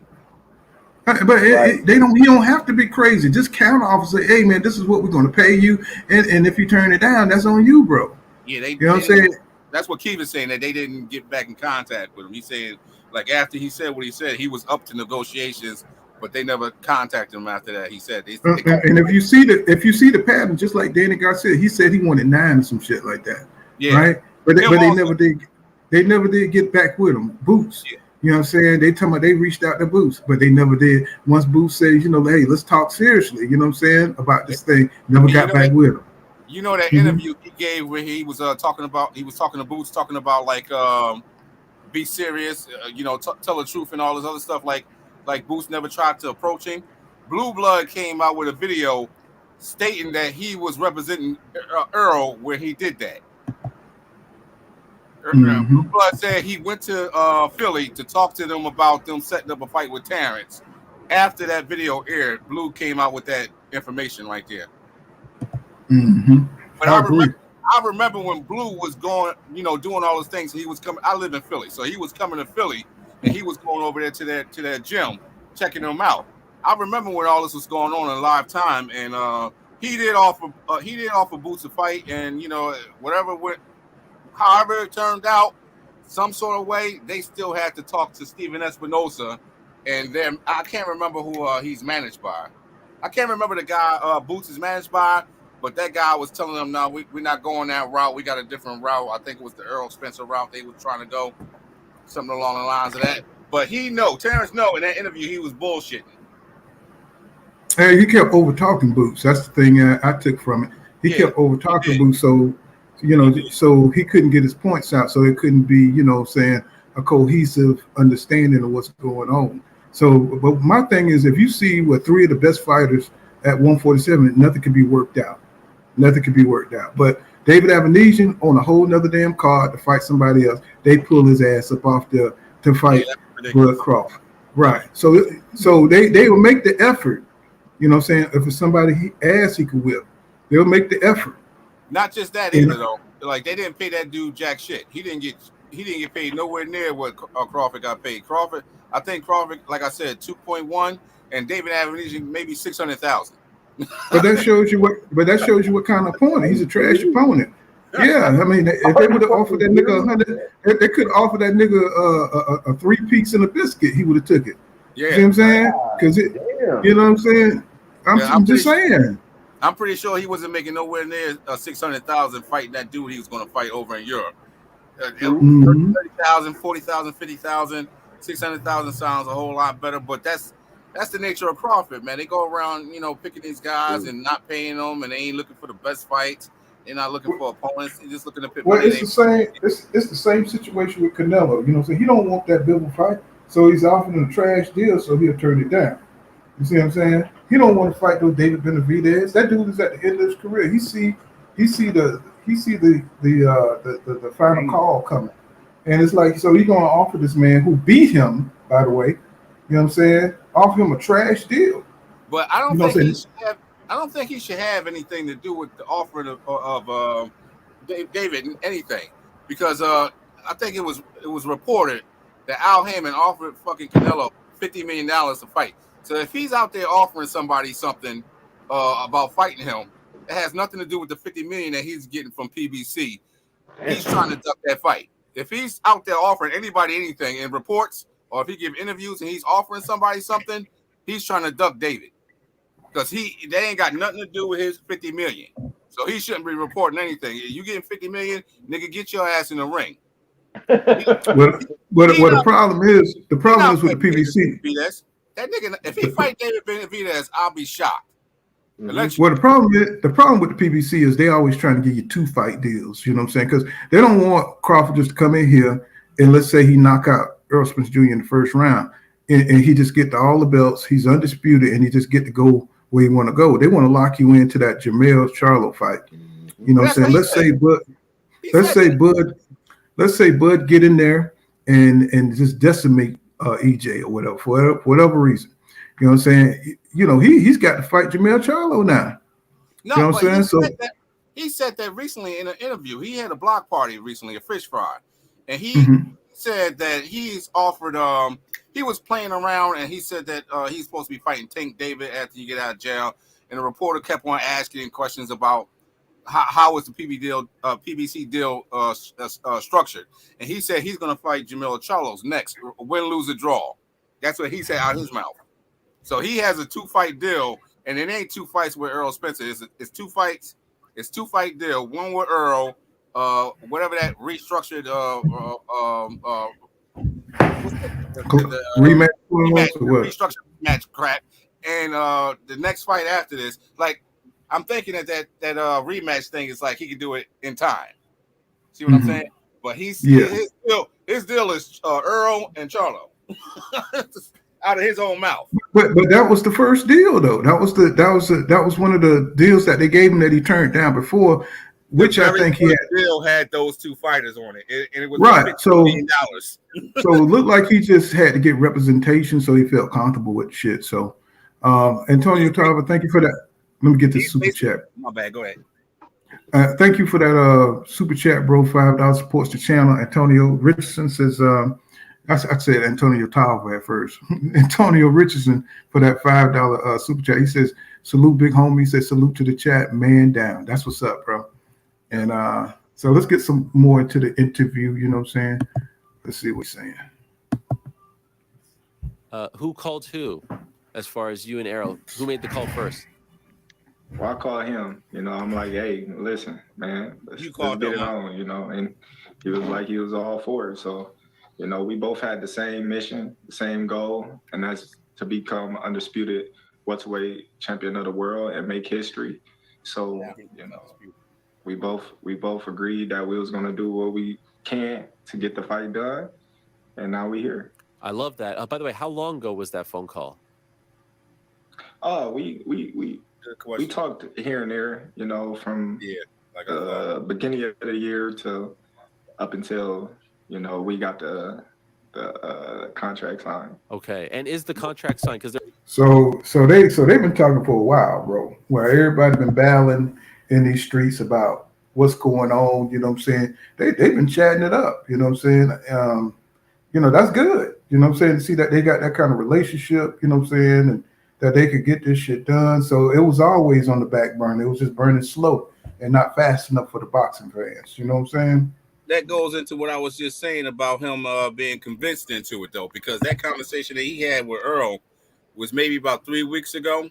That's the reason why that reporter asked him to see if he knew exactly when that conversation go. He couldn't answer that because he probably don't even fucking remember that he was convinced maybe about 3 weeks ago. So he goes into a history that we all know that they've been talking to each other since Steven Espinoza said, oh, they be on the phone. Man, that was almost a year ago. So this dude knows what he's saying, and he's slick. He's slick. he could have told him maybe about 3 weeks ago. We really, sat down and said we were going to get it done. Prior to that, I think prior to that, Earl was looking for him also. So he's talking about we talking to each other all the time. But Earl gave an interview and was like, I haven't heard from him in weeks. Yeah, I think he came out with a tweet saying, I think I've been played. Something like that. Those reporters know the history of them having conversations because they're leaking it out there. So with him not being able to say, maybe about 3 weeks ago before we even announced it, we agreed on it. We've been speaking to each other all this time, man. My God, this guy is something else. Mm-hmm. He knows he's being untruthful and that he wasn't pushing for this fight. You remember he said that he called. Mm-hmm. He said that he called. So he's trying to make it look like he initiated. Yeah, he's making it. He's making it come from his side of the table. And you've been a long time ago said you didn't want this fight. You moved on. Remember? Mm-hmm. I agree. You know what I'm saying? But so Real Spill Midwest Boxing Talk. He says, y'all subscribe to my man. If you got a channel, man, y'all subscribe to him. He says, if EJ can be quick enough to get away from the counters and pressure Bud relentlessly, I see this fight over in 10. He said, Bud would have to get EJ's respect with his power. That's what Tarver was saying too. You know what I'm saying? What y'all think? Y'all think he got to go out there early and get his respect? What you think? Oh, definitely. It's no way around that. He can't go out there thinking that he up against Podcast Porter, Green Beans, or motherfucking one-leg shotgun Benavidez, anybody like that. Oh, I'm gonna just gather data and I'm gonna do this and switch it. Nah, ain't none of that shit. Because once Arrow's like a goddamn greyhound. As soon as that bell ring, he just coming out straight at you. Ain't no time to download. Only downloading gonna be downloading on your ass. Like, that you need to like your shit gonna be like Terminator when he's detecting that a fucking word panel comes up when he fucking gets damaged. Need to rebuild, recharge. Mayday type shit. So yeah. I see people asking about Up is, saying he's in the hospital. He's feeling bad a little bit. He's probably watching though. So he say he'll come through when he feel better. You know what I'm saying? So I'll be talking to him on the other side. So Neville's, what's going on, bro? He said, what's good, fellas? B Dog says he said that he didn't need 10, but put some respect on the check. And Camaringo says shalom. What's going on, Willie Williams in the building? What's going on, my brother, my other truck driving brother? That's what's up, bro. He says, what up, Pool in the panel? Real Spill says, Real Spill Midwest Boxing Talk says, I went to the Bud Porter fight. Until then, I didn't realize how long Bud reach was. He says, that's the only real advantage I see for Bud. And he definitely got a long reach, man. That motherfucker, he's built for boxing. But he only got. They got him registered as a 74-inch reach, with Earl being a 72, 73. But that's not going to really matter to Earl.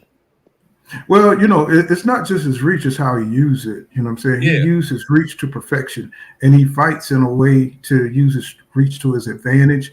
And he's a real slick, crafty dude. So, you know what I'm saying? He can hit you with punches that you can't see. And that's going to be something that we're going to have to see play out. Mm-hmm. So when Earl is stepping to him early in the fight, he's going to be throwing that jab out there, doubling that jab up and going to the body and all that. What is Crawford going to come back at him with? A counter punch? I don't see how that works, because then you're going to have Earl hooking you all in the legs and in the body.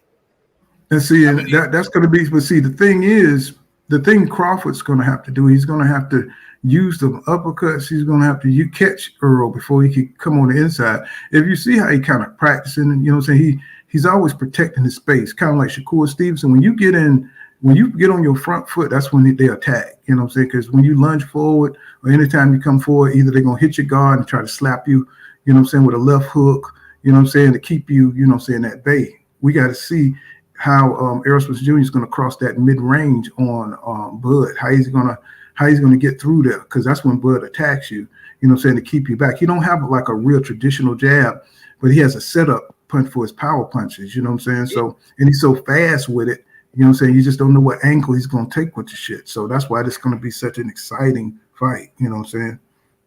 Yeah, check it out. Like in the Ugas fight, Ugas was trying to hit Earl with a jab. I mean, with an uppercut. But I don't know if Bud is faster than Ugas. They may be around the same speed, but no, Bud faster. I mean, I'm talking about like throwing that jab. Like when you watch Ugas try to throw that jab, he was still straight up. Huh? I'm sorry, bro. Yeah, when he threw that jab, he was still in his guard trying to hit Earl coming in with a jab, and he was more landing on like Earl's upper chest.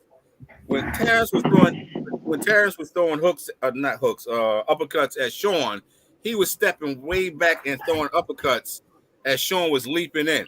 Earl don't do that, and if he do come in close, it's more likely Earl's only going to get hit in the body or in the chest. And when Earl was getting hit in his body or in his chest by those uppercuts from Ugas, he readjusted his game plan and he started stepping around the uppercuts. What you talking about? Ugas did? No, Earl started stepping around Ugas' uppercuts when he realized Ugas was trying to catch him coming in.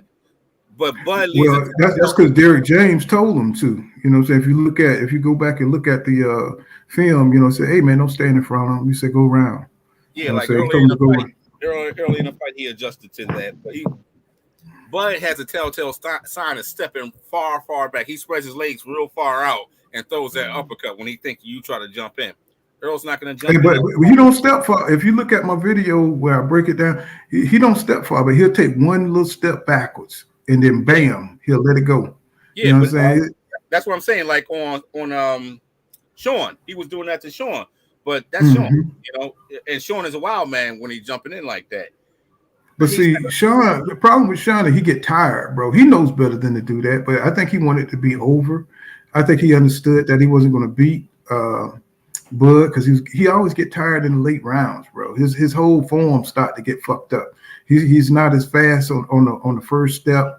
He's like a football player in there. You know what I'm saying? He's tired and he makes mistakes at the end of rounds. That's why he gets dropped at the end of rounds. You know what I'm saying? Porter's style is I'm sorry to cut you off, bro. No, you're good, bro. Go ahead. Porter's style isn't really sustainable. The fact that he lasted this long is astonishing within itself. You know what I'm saying? Yeah, that's what I'm trying to say. And to your original point, Poole, the thing about it, yeah, Bud does his counters going backwards or steps back, but the thing is, sometimes he pulls back, he pulls his whole body back, his upper body back. That's what I'm talking about. Get caught like that, and the thing is, Earl, we know, is one of the best at cutting off the ring. If you look at the way Earl trains, he's always cutting the ring off. You know what I'm saying? He's always looking to come forward and cut the ring off, cut you down, break you down. And the whole time he's keeping that right hand up. So if you come with a counter, boom, that's right there, catching that. And he's keeping that left low enough where he can see, but we could catch something to the body and to the head if he needed to.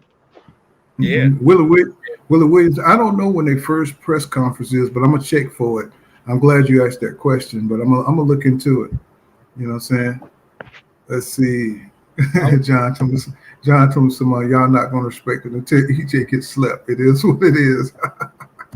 Okay.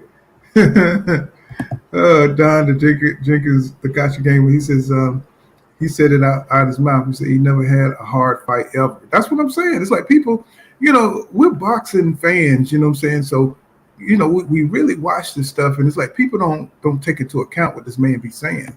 You know, so they think we be hating, but he be saying this shit out his mouth. Yeah. So it's like, bro, y'all got to stop the fan. You know, you could be a fan and root for the guy, but what I'm saying is when the man is telling you haven't had a signature fight, then he come back and say, I don't know why people be hating on me and saying something about my resume. Nigga, you said something about your resume.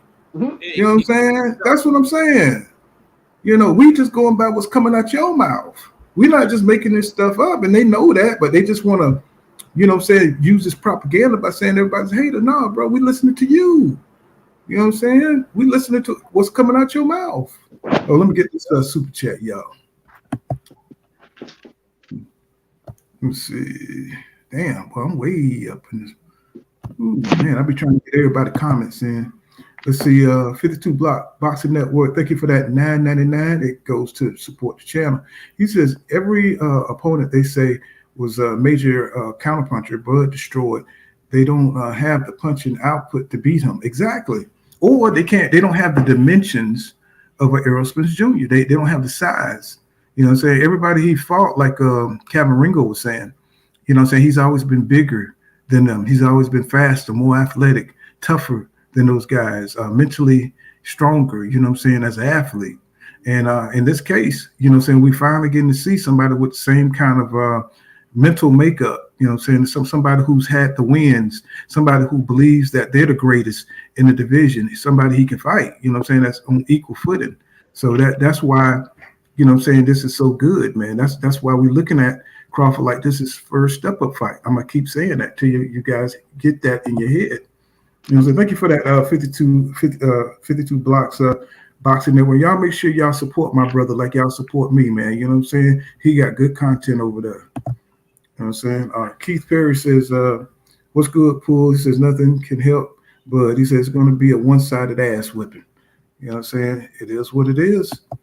You know, well, let's get back into it. I almost forgot the damn interview. Let's go back into it.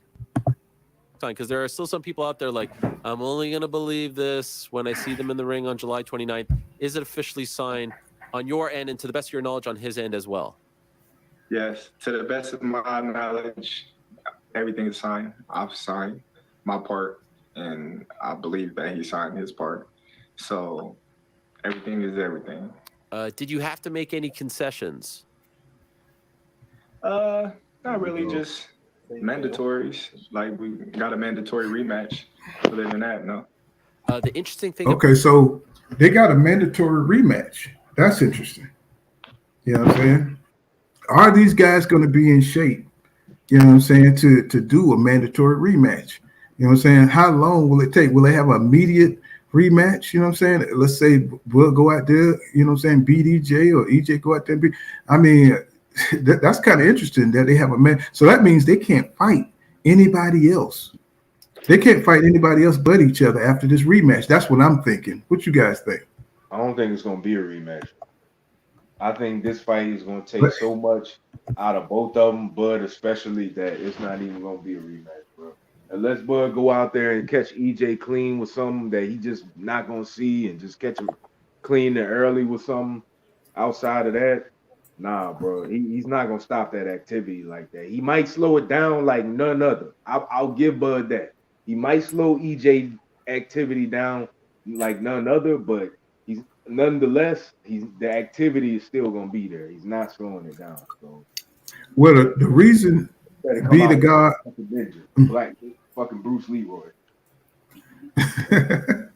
But that God, he says, "Pooh, why do you think people call EJ basic?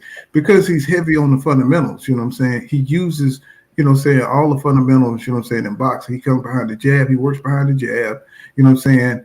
You know, he uses educated footwork. He tries to cut off the ring, you know what I'm saying? When you're on the ropes, he tries to corral you. He goes to the body, he throws body punches, you know what I'm saying? So he's like straight up and down using the fundamentals, you know what I'm saying, the way you're supposed to in boxing. High guard, you know what I'm saying, for defense, he catch and shoot. So all those are fundamentals of boxing. Crawford, he's more of a freestyle, you know what I'm saying? He's more of an athletic fighter who, you know what I'm saying, uses countering and just, you know, he don't even really put his guard up like that. You know what I'm saying? He used, like, you know what I'm saying, a freestyle guard, you know what I'm saying, to kind of, you know what I'm saying, engage you, you know what I'm saying, just so he can strike you, you know what I'm saying, when he sees an opening, you know what I'm saying? He don't use, it's kind of like he's formless a little bit, you know what I'm saying? And he keeps his hand free, you know what I'm saying, so he can beat your ass. But EJ, you know what I'm saying, he comes with the high guard, he comes behind the jab. You kind of know what EJ is going to do. You know what I'm saying? He just used subtle adjustments, you know what I'm saying? So he looks basic to the naked eye. But if you don't understand, you know what I'm saying, what he's trying to achieve in there, because he come in there with a game plan. If you don't know what he's trying to do in there, you know, yeah, he looks pretty basic, you know what I'm saying? Can I get a chance to answer that too? Go ahead, bro. Be the God. If you can remember, maybe about 4 years ago, maybe Spence's, maybe about 5 fights back, they were saying the same thing. And this is before he fought Mikey. So it's basically that these people are repeating something that they heard said a while back. They just constantly keep repeating it. After 5 fights, they're still saying the same damn thing with every opponent that this dude is basic after 5 fights. I just watched that Algieri fight last night. He was beating the shit out of Algieri. All these fights, he's beating the shit out of dudes, hitting them with all types of shit, and he's basic. What the hell? So at this point in time, they're just saying something that they heard, and they keep repeating it. They just keep repeating it. You can't go back 5 fights and watch 5 fights of his, and say that this dude is basic still. This is crazy. That's just like, okay, you stuck in a time zone or something, or a warp zone. You can't see that he's not. You can't see that he's not basic. I mean, he is fundamental, but he's beating the shit out of these guys, going forward, going backwards. Chris Algieri tried to get away from him with try to shoot a shot and get away from him. Earl knocked him out going backwards with a straight jab. I don't know if y'all remember that in that fight where he I remember. And he finished him on the ropes though. He was beating the shit out of Algieri, doing all types of doing, and they still calling this dude basic. Lamont Peterson, remember when he was going in and fight Lamont Peterson, and they were saying this with the haters. The reporters were reporting that he was going to beat the hell out of Lamont Peterson, but the people that hate Earl was saying that Lamont Peterson had a chance to do something to him, and he went in there and beat the hell out of Lamont Peterson, and they're friends. I mean, they're legitimate homies, and he went in and beat the hell out of him. Lamont helped EJ work on shit during the Olympics. Yeah, you know what I'm saying. And which made his style way more pro. You know what I'm saying? Which is why he lost a lot in the Olympic way. Well, I ain't gonna say he lost a lot, but he didn't even want to fight Lamont Peterson, man. It was the goddamn Sean Porter was ducking him and saying that he'll fight him later on and all types of weird shit. So he ended up having to fight Lamont Peterson. I like that fight, but I thought the same thing too, because I think he gave an interview where he said he didn't they was homies, and he didn't really want to fight that dude. But around that same time, Sean Porter was called out, and Sean Porter was, going all over the place. So I wanted to answer. I think Sean had took a what do you call those fights when what is it, easy fight? Talking about showcase fight? No, this fight is easy. Whatever they call it. Yeah, I think Sean took a tune-up, a white boy or something like that. Oh yeah. You talking? Yeah. That same time, he was supposed to have been fighting Earl, but he went and did that, and Earl ended up fighting Lamont Peterson over that bullshit. So I like Lamont. I don't like what happened to him in his last fight, but I like. I've been watching him for a while. Yeah, I ever noticed? But I knew Earl was going to go in there and beat the hell out of that dude. Mm-hmm. I just want to answer Willie question. Don Jenkins, the Gotcha Game says tomorrow's supposed to be Errol Spence Jr. and Terrence Crawford first presser, so we're gonna look out for that. Y'all heard that? That's good looking. Yeah, I can't wait. That's gonna be really good. Do you know who's hosting it? No, probably Brian though. If it's gonna be PBC, so it's probably gonna be Brian. Do it. Custer. Yeah, but probably Brian Custer. He does a great job. You know what I'm saying? I like him. Yeah. So let's get some more of this Crawford in. See what he's talking about. The thing about this rematch clause is that it works both ways, right? You both have a rematch clause, which I actually kind of like. Like I didn't like the fact that Ryan Garcia didn't have a rematch clause with Tank Davis, that only Tank had it. Is that accurate that you both have a rematch clause? Definitely, yes. And well, it's different. It's different in a Ryan and Tank situation. When you looked at Ryan and Tank, Ryan really didn't have much to bring to the table or much to offer. Ryan never was actually a world champion. Ryan didn't have no title, so he didn't have really nothing to stand on. Other than his name, his stature, I get that, but I just feel like this makes it totally fair. By the way, why does that come up when I ask you about a concession? Did you not want to have a rematch clause in there at all? Well, me, I really didn't care, but if it makes sense for us to have a rematch, then it makes sense. I'm all for everything. I just want to get the fight done. Right. And is it accurate that you have now signed with Al Heyman and PBC? Signed with them as far as what? I guess, to be your promoter? Like, in other words, some people credited that as one of the reasons why this was able to get done. Is that accurate or inaccurate? That's inaccurate. Okay, so are you affiliated with them at all? Nope. For this these fight? 2 fights, yes. Okay, so why do you say it's inaccurate? Like, you think this would have gotten done regardless? No, I'm just saying it's inaccurate because it's not like we signed a promotional deal with PBC or Showtime. Wasn't that obvious though? Like, that's so dumb. Like, I'm about to pause it, bro. Now, goodness gracious, bro. What is going on with this here? I mean, I know the man is a compulsive liar, but I'm just trying to see what is his problem, bro? Why can't he just say, yes, man, I signed with the PBC? I mean, it don't mean the PBC own you. It just means, like you said, you're doing a 2-fight deal. Yes, I'm signed with the PBC. What's wrong with that? Please, No, I thought Terrence answered the question perfectly in that situation because he's not signed to PBC as them being his promoter. He's signing a deal to fight one of their fighters.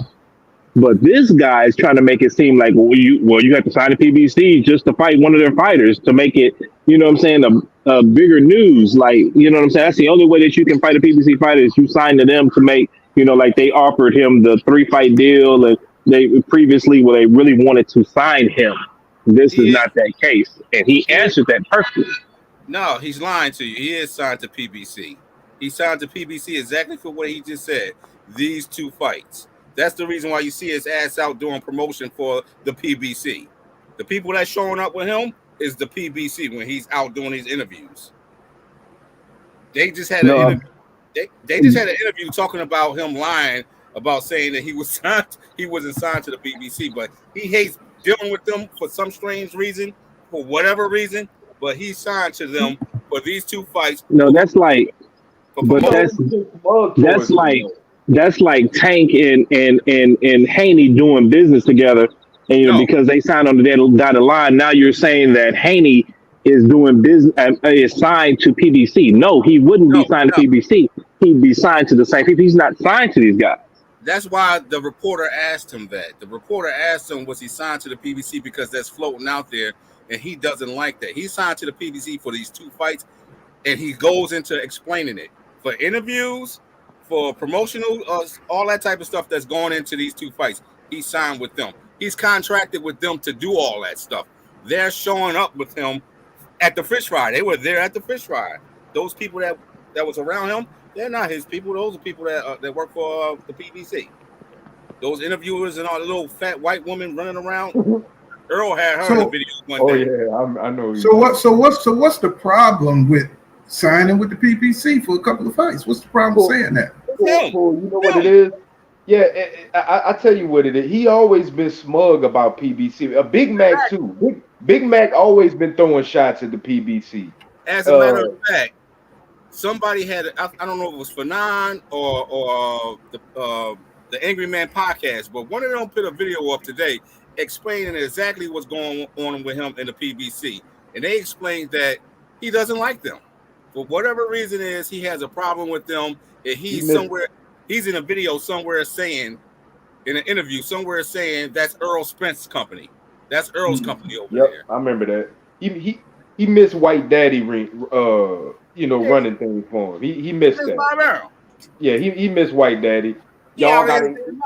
Because when he re-signed with them, man, we was thinking that fight was going to happen when he got away from them. And this fool goes and re-signed with them. But I understand because he didn't know anything better. And I figured that out a little bit after that, and I was cool with it. So he signed with them because he didn't know anything better to keep his career going. But, man, he should have been looking to get out of there 10 years ago.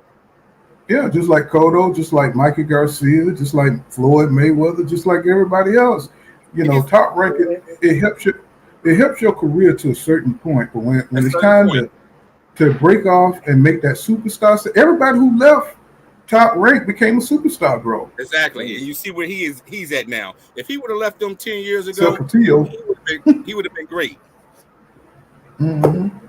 And it's like we got to learn how to trust our people. Some of our people know how to do business. You know, we've fallen for the propaganda that black people we janky promotions and everything we do. And that's not true. Look at Al Heyman. Al Heyman is good and legit as any other promoter or whatever they call it. He's a good businessman, and we got to learn how to trust our business people. And stop looking at other promotional companies who's led by others. And have faith in our people, man. We can't keep up this ignorance. Like if it's led by black people. Yeah. Big Pool, you asking that of a nigga from Omaha, Nebraska, bro. where they film Children of the Corn at, literally. And I did a job out there in Omaha, and that shit's really like that, bro. Hey, I be going through there myself. He's throwing shots at other black fight. Look how he talked about this Devin shit. Him and his boy Shakur. It's like if you're not the type of certain black fighter that's associated with Bud or that Bud likes and that type of anti-PBC crowd approves of, with you, bro. You on the out. Yeah. I mean, look at Devin. Devin is proof, and Devin ain't even PBC. Devin ain't PB, and that's the cold part, bro. You got to be a super all right ass black dude. You got to be a provable super all right. Oh, he's one of the good ones. Yeah, we like Bud. Al Heyman. Yeah, he's a snake. He's a new Don King. Yeah, we gotta get all of a sudden Aram and fucking Eddie Crack of the Whip Hearn fucking are heroes. Now get the fuck out of here, man. Now you know what it is? He probably tried to wrestle Devin one time, and Devin told him no, he ain't doing all that. Yeah, he ain't letting remember the white boy teabag Bud when he was wrestling in the living room with him? Yeah. Had his nuts all on Bud head. Oh yeah, I got pictures in it. Yeah, man.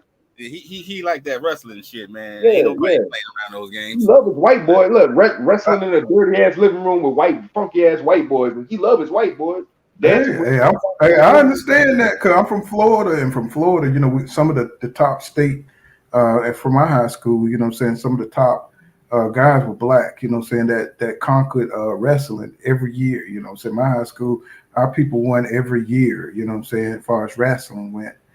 People in my family, it's big in certain places, Georgia, Florida, Alabama, wrestling is huge, bro. I know a lot of people ain't familiar with it, but it's just a little subculture that goes on from high school to college, once you're out of there, very few goes pro. 52 blocks. Let me get the super chat, y'all. 52 blocks. Boxing Network. Thank you for that $4.99, bro. It goes to the channel to support the channel. He says, have y'all seen Bud fans trying to bring street politics into the fight, talking about the Mo3 and Errol's conspiracy? I talked a little bit about that yesterday. But I was just I was using it in the context that Errol Spence Jr. he didn't wreck because he was drinking.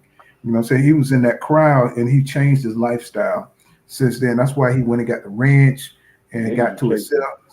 Yeah, he had to change his lifestyle, because when you get into the whole politics of, the youth gang stuff and, it's ugly in our community, because, those guys don't care about shit, all they care about is what they care about. And if that means, destroying your life, it is what it is. They'll do that, if you're not representing what they feel you should represent. So, that's a dangerous culture. And EJ had to separate himself, which he did. And he was just, if you're in Dallas and you're a young man growing up, or you're in a major city, you're going to start going towards those groups because that's your age, your age, even coming from a great home like he did, your friends, if your friends are big rappers and, you're gonna if you're around that kind of negative environment, it's gonna come off on you, and that's what happened to him that night. So he had to separate himself and get professional. And I live out here. I live out here, dog. And I tell you right now, this is the perfect place to hate niggas, dog. If you hate black men, especially, Dallas, Texas is the perfect place for you. Come on out. They take that cowboy shit for real, dog. And I ain't. Yeah, somebody got to tell me what the damn address is for their gym, because I want to go down there and see if I can, get some footage and stuff like that. I have not been able to find the goddamn gym. Anybody know what the address is on that thing? You know what I'm saying? I live in Dallas. So I don't know where it's at, man. I go on the net and it's not clear. You know what I'm saying? Because I be trying to go by there just to see what's up. You know the name of the Checking my gym? training. Yeah, World Class Gym, right? So it's called World Class. Yeah, it's called World Class. It's 2 World Class gyms here in Dallas, but I mean, I've been by the R&R gym, but they had moved. So I just want to go down there and see if I can get an interview or something and post it.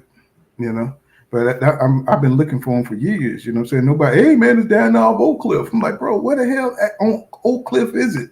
Give me an address. You know what I'm saying? Nobody's able to do it.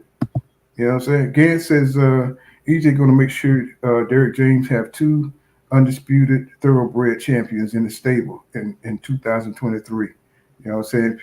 PPP. What's that? PPP? What's that? I'm old, y'all, so y'all got to help me out. He got me. You know what I'm saying? Bud and I mean, I'm 50. I'm 54. Pound for pound. Y'all got to excuse me. I'm 54. I don't know all these damn abbreviations and shit. I just be honest with you. Pound for pound. Yeah, it may have been meant to be pound for pound. Yeah. Those are relatively. I get thrown off easy. I don't know none of the young vernacular, none of that shit. So let's see. Nebraska Assassin says he said Errol Spence Jr. says GGG. I see no difference other than he's a southpaw and they call Triple G basic. Mm-hmm. The fundamentals, man. When you're using the fundamentals and you're an exceptional fighter, man, you can use the fundamentals. You know what I'm saying? But like Robert Garcia said, he got an answer for everything. You know what I'm saying? You may think he bases, but he do his little crafty things. Within that fundamental base that he uses. You know what I'm saying? If you can't see that, I don't know what to tell you, bro. If you watch the man fight, I don't know what to tell you. I think AB put it on his mind more than anybody, bro. And it's funny because I don't know what made me watch that AB interview recently, that one where he told Bud to his face straight up, like, Eric, you gonna see, what Errol gonna do to you, or you know what I'm saying? Everybody know what I'm talking about, you know what I'm saying? Yeah, I played it yesterday. I think the fact that Bud even spoke on that, even responded to that, showed me like, and I felt it, and then like the next day, Bud spoke out on it, and that shit, I was like, God damn, bro. I'm like, I don't know what that was, you know what I'm saying? I just, boxing is funny like that. Y'all ever had that dream where like something is confirmed to you or something happens where it's just like, and then you see that shit play out, and it's like, oh shit, bro. Yeah, I've been having a dream of Earl beating this dude's ass for like the last. And I'm not bullshitting you. I actually have dreams of this fight, and it's crazy. It's crazy. I wake up. I was watching the Porterway. I was watching the Porterway podcast the other day, and they had this dude on there. They had this dude on there that was breaking down the fight, and anytime they let somebody break down the fight in their favor, but Crawford, they let them have the stage. There's no pushback. There's very little pushback, and I was just like, listen, yeah, they don't push back. They just let, hey, Bud, what Bud gonna do? You know what I'm saying? You know what I'm saying? And it's like, I'm like, dude. Before, you ever notice though, when they do a breakdown, when you finally get them to do a real breakdown, because they never prepared or ready to do one, but when they do finally do one, you ever notice they always talk about what EJ weaknesses are, never what Bud's weaknesses are. Exactly. Always what EJ doesn't do. That Bud would capitalize off of. Oh man, see when EJ lags. Man, when he leans to the side, man, when he does that, I'm like, damn, interesting. See, well, it's like that. But that's more like habits. Like all fighters have bad habits or have habits in general. You know what I'm saying? That's more of a habit than an actual weakness. I'm like, give me an actual weakness. You know what I'm saying? Like, don't give me like what you think. Like, you ever noticed that? Or it's never like, well, damn, when he throws his jab, it's just lazy. Like, give me something like that. Now that's kind of a weakness. Don't sit up here and be like, oh man, well, when he dips to the other side, I'm like, well, damn, if he keeps dipping to that side, how come the fighters ain't adjusting to that dipping? Ugas kind of did to some. Ugas made him tighten up on some things, but outside of that, it's up to you to stop. I'm sorry, bro. That goes into what I was saying earlier about how they say the same thing over and over again. They heard something and they repeat it if they're asked again. Like they got the same explanation and it's around the same stuff. They never start off with what this guy can do. They always start talking about EJ's I guess basic skills. It always starts off with EJ's basic skills. That's the reason why Bud is going to beat him. Like what? Like you should be able to explain to me what this guy has that makes you think that he's gonna be able to beat him, not what that other guy is gonna do wrong. Because we know Earl really does nothing wrong. I think they have a hard time, you know, and even when you're watching this shit, you know, you got to watch EJ closely to see what he's doing, to try to understand what he's doing and why he's doing it. And I think it's hard. I don't think people watch boxing close enough to be able to explain what EJ does in the ring because he's so fundamental. And they're just kind of looking at it on a surface level, and they're looking at the you know, saying the aesthetics of the fight. You know what I'm saying? They're looking at how Crawford looks, and he looks like a beautiful boxer out there, you know what I'm saying, with the flashy way, you know what I'm saying, he's throwing the shots. But then they look at EJ, and he's just kind of like, they're looking at him like he's just straight up and down, coming forward pressure fighter, and they can't see anything else. So they have a hard time explaining, you know, what Bud weaknesses are, because he's more like water. He's more like free flowing, and you know what I'm saying, because he just goes out there to figure you out, see what your openings that you're gonna leave him open. He's an opportunist as a counterpuncher. So you know, Bud EJ, he comes out there fundamentally, you know what I'm saying, trying to break you down in a fundamental way. So it's kind of hard for them to like really pinpoint what EJ. Some people can, you know, some people understand the body shots and the defense. They don't mention the defense enough. I think AB did a great job of getting that in there, letting you know the intricacies of what EJ does, which people don't really mention. And you know, but when they talk about Bud, they can talk about the fast hands, they can talk about the counter punching, they're knocking out certain opponents. But you know, of course, we're countering that with the quality of opponents that he's knocked out. So you know what I'm saying, when you speak on Bud, you got to mention who he's fighting. You know what I'm saying, and everybody look at that as hate. And I'm like, bro, that's just the fucking truth. May I ask everybody on the panel this one question, bro? When y'all going to, I'm talking about any Bud fight, just think of any and every Bud fight you ever started up and got to about round 3 of, right? Did y'all ever see Bud just like, how can I say it, man? Do y'all ever just notice him just really just having a plan? You know what I'm saying? Or do y'all just like you said, it's a free for all? Like, do y'all just see him go out there and just, you know what I mean, execute a single plan? Let me answer that. No. I say no. The reason why I say that is because he's waiting around a lot for you to try to attack him. He's waiting to set up counter shots. So no, yeah, better yet, yeah, you can say yes, because his plan is to counter shot you. He's not stepping to nobody unless he know for sure that he can, like, you know, get you out of there, or you're a smaller guy. And to be honest with you, I don't remember seeing him doing any of that. A large majority of his fights at 140, the last few guys that he fought before he became undisputed, those guys were pressing him. A lot of those guys was pressing him, and he was just catching them, and he can get out of the way of shots, and he can throw some awkward angle shots, and he would get them back and get them out of there. But a lot of those guys was pressuring him, and he was waiting around, similar to what he was doing with the Sean Porter. Similar to what he was doing with Sean Porter. Then he realized he was losing, and he had to go out there and get a knockout. I'm pretty sure those judges had Sean up before he got that knockout. I know. I think the key to Sean Porter, they knew that he wasn't training that well, because Terrence Crawford said something during the training camp. He said that a YouTuber would never beat me.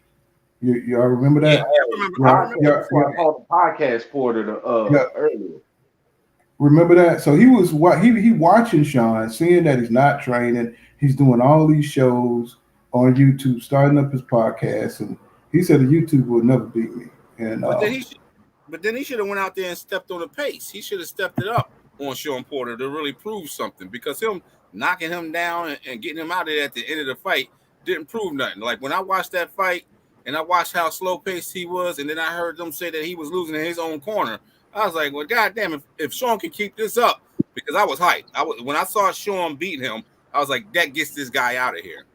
Well, I guarantee. Yeah, that's not really his style to be fast paced. That's what's going to be so interesting about this fight when Earl said he's going to step to him. Earl steps to him and brings the fight to him with that much aggression and power.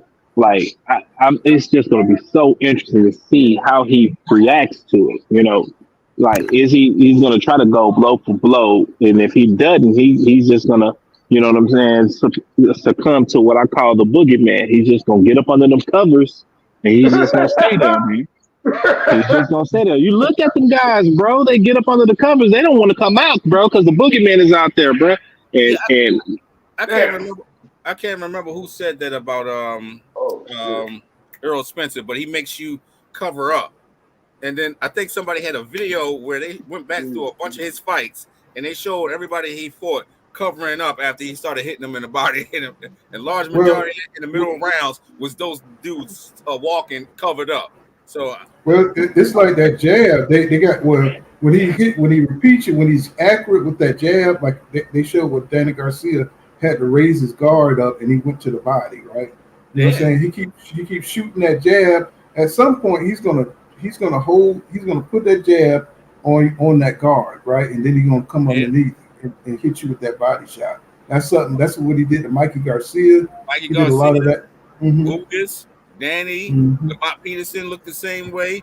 Only person I saw that did, well, he got what's the name out of there in the first round. Only person I saw recently that didn't do that was Algieri, and Algieri was backing away from a lot of stuff, but he wasn't turtle shelled up. He turned Algieri into fucking Dr. Giggles, though. Yeah, Algieri was trying to get the fuck away from him every time he got an interaction with it. He didn't go into no high guard. So what's going on with that Mike Check? Y'all subscribe to Mike Check. He says he's open.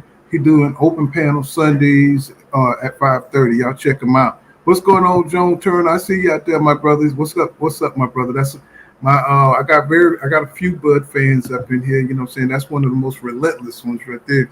And this is he's been with me from the beginning, so y'all don't fuck with him like that. You know what I'm saying? He's been a supporter of the channel for a second. That's why he's in blue. You know what I'm saying? Let's see. Modine, he says yes. He says, but that doesn't mean that if Spence fights a boxer as good as him, which we don't know if Crawford is, then Crawford might not cover up. That's true. You know what I'm saying? There's a lot of question marks for this fight. But let's get into more of the interview, because we're going to, you know what I'm saying, it's a long goddamn interview. We're just doing business together for the time being, and who knows? Hopefully in the future we can continue to do business if everything goes according to plan. So if someone out there is hearing us talk and hear me being all excited about this fight, saying like, what took so long? In your opinion, I know it's a long and winding road. Like, what the hell took so long to make this fight happen?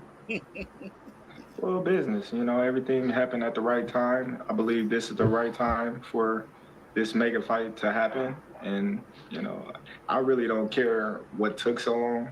All I care is that we're here now.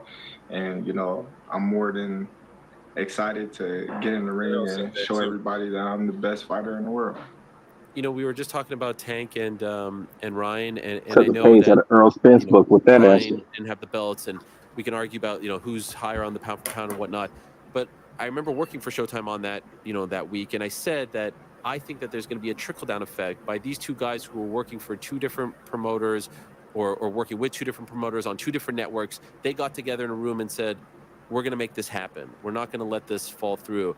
And I said that I thought that there would be a trickle-down effect where other fighters would see all the money that they made, the business, the buzz, the hype, and that we would see other big fights made as a result.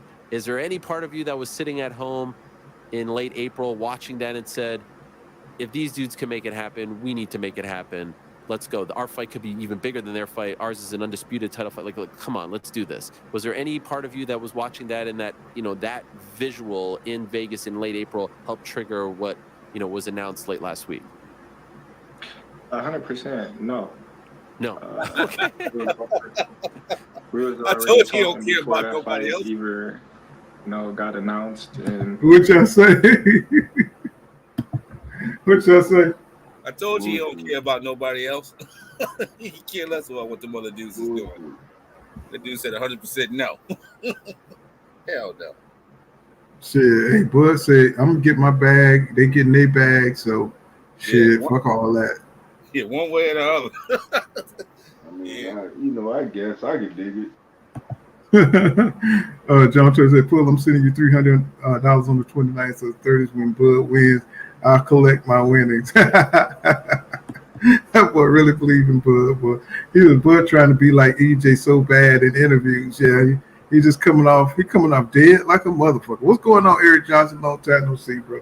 He said, "Pool and chat." He said, "EJ by massacre." You know what I'm saying? Let me see what John talking about. John Norris says, all my predictions have been A1 this year. He said, I called Devin having a close fight with Loma, and this fight will be close but short. Close but short. There ain't no prediction for this fight. What is the prediction? Who you picking?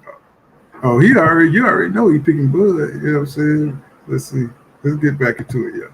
And we was already making the proper steps to sealing the deal, so I wasn't too concerned with I wasn't too concerned that they was fighting, that we needed to get our deal done because we was already, working towards that. Okay. Yeah, fair since enough. last August. They did pretty well though on pay-per-view. The numbers are around like 1.2 or so. Are you confident that yours will do even better? Your fight will do even better? Come on with the lie. Well, that's the plan. That's the plan. Okay. We all, right, that's acceptable. Plans to do big numbers, and we pray that everything goes according to plan. That's all we can do, right? Sure. Remember, this is the same guy that said they still fight. When there's beef, if you will, that helps sell the fight. There was certainly friction between them. And as of right now, that's the biggest fight of the year in terms of pay-per-view sales.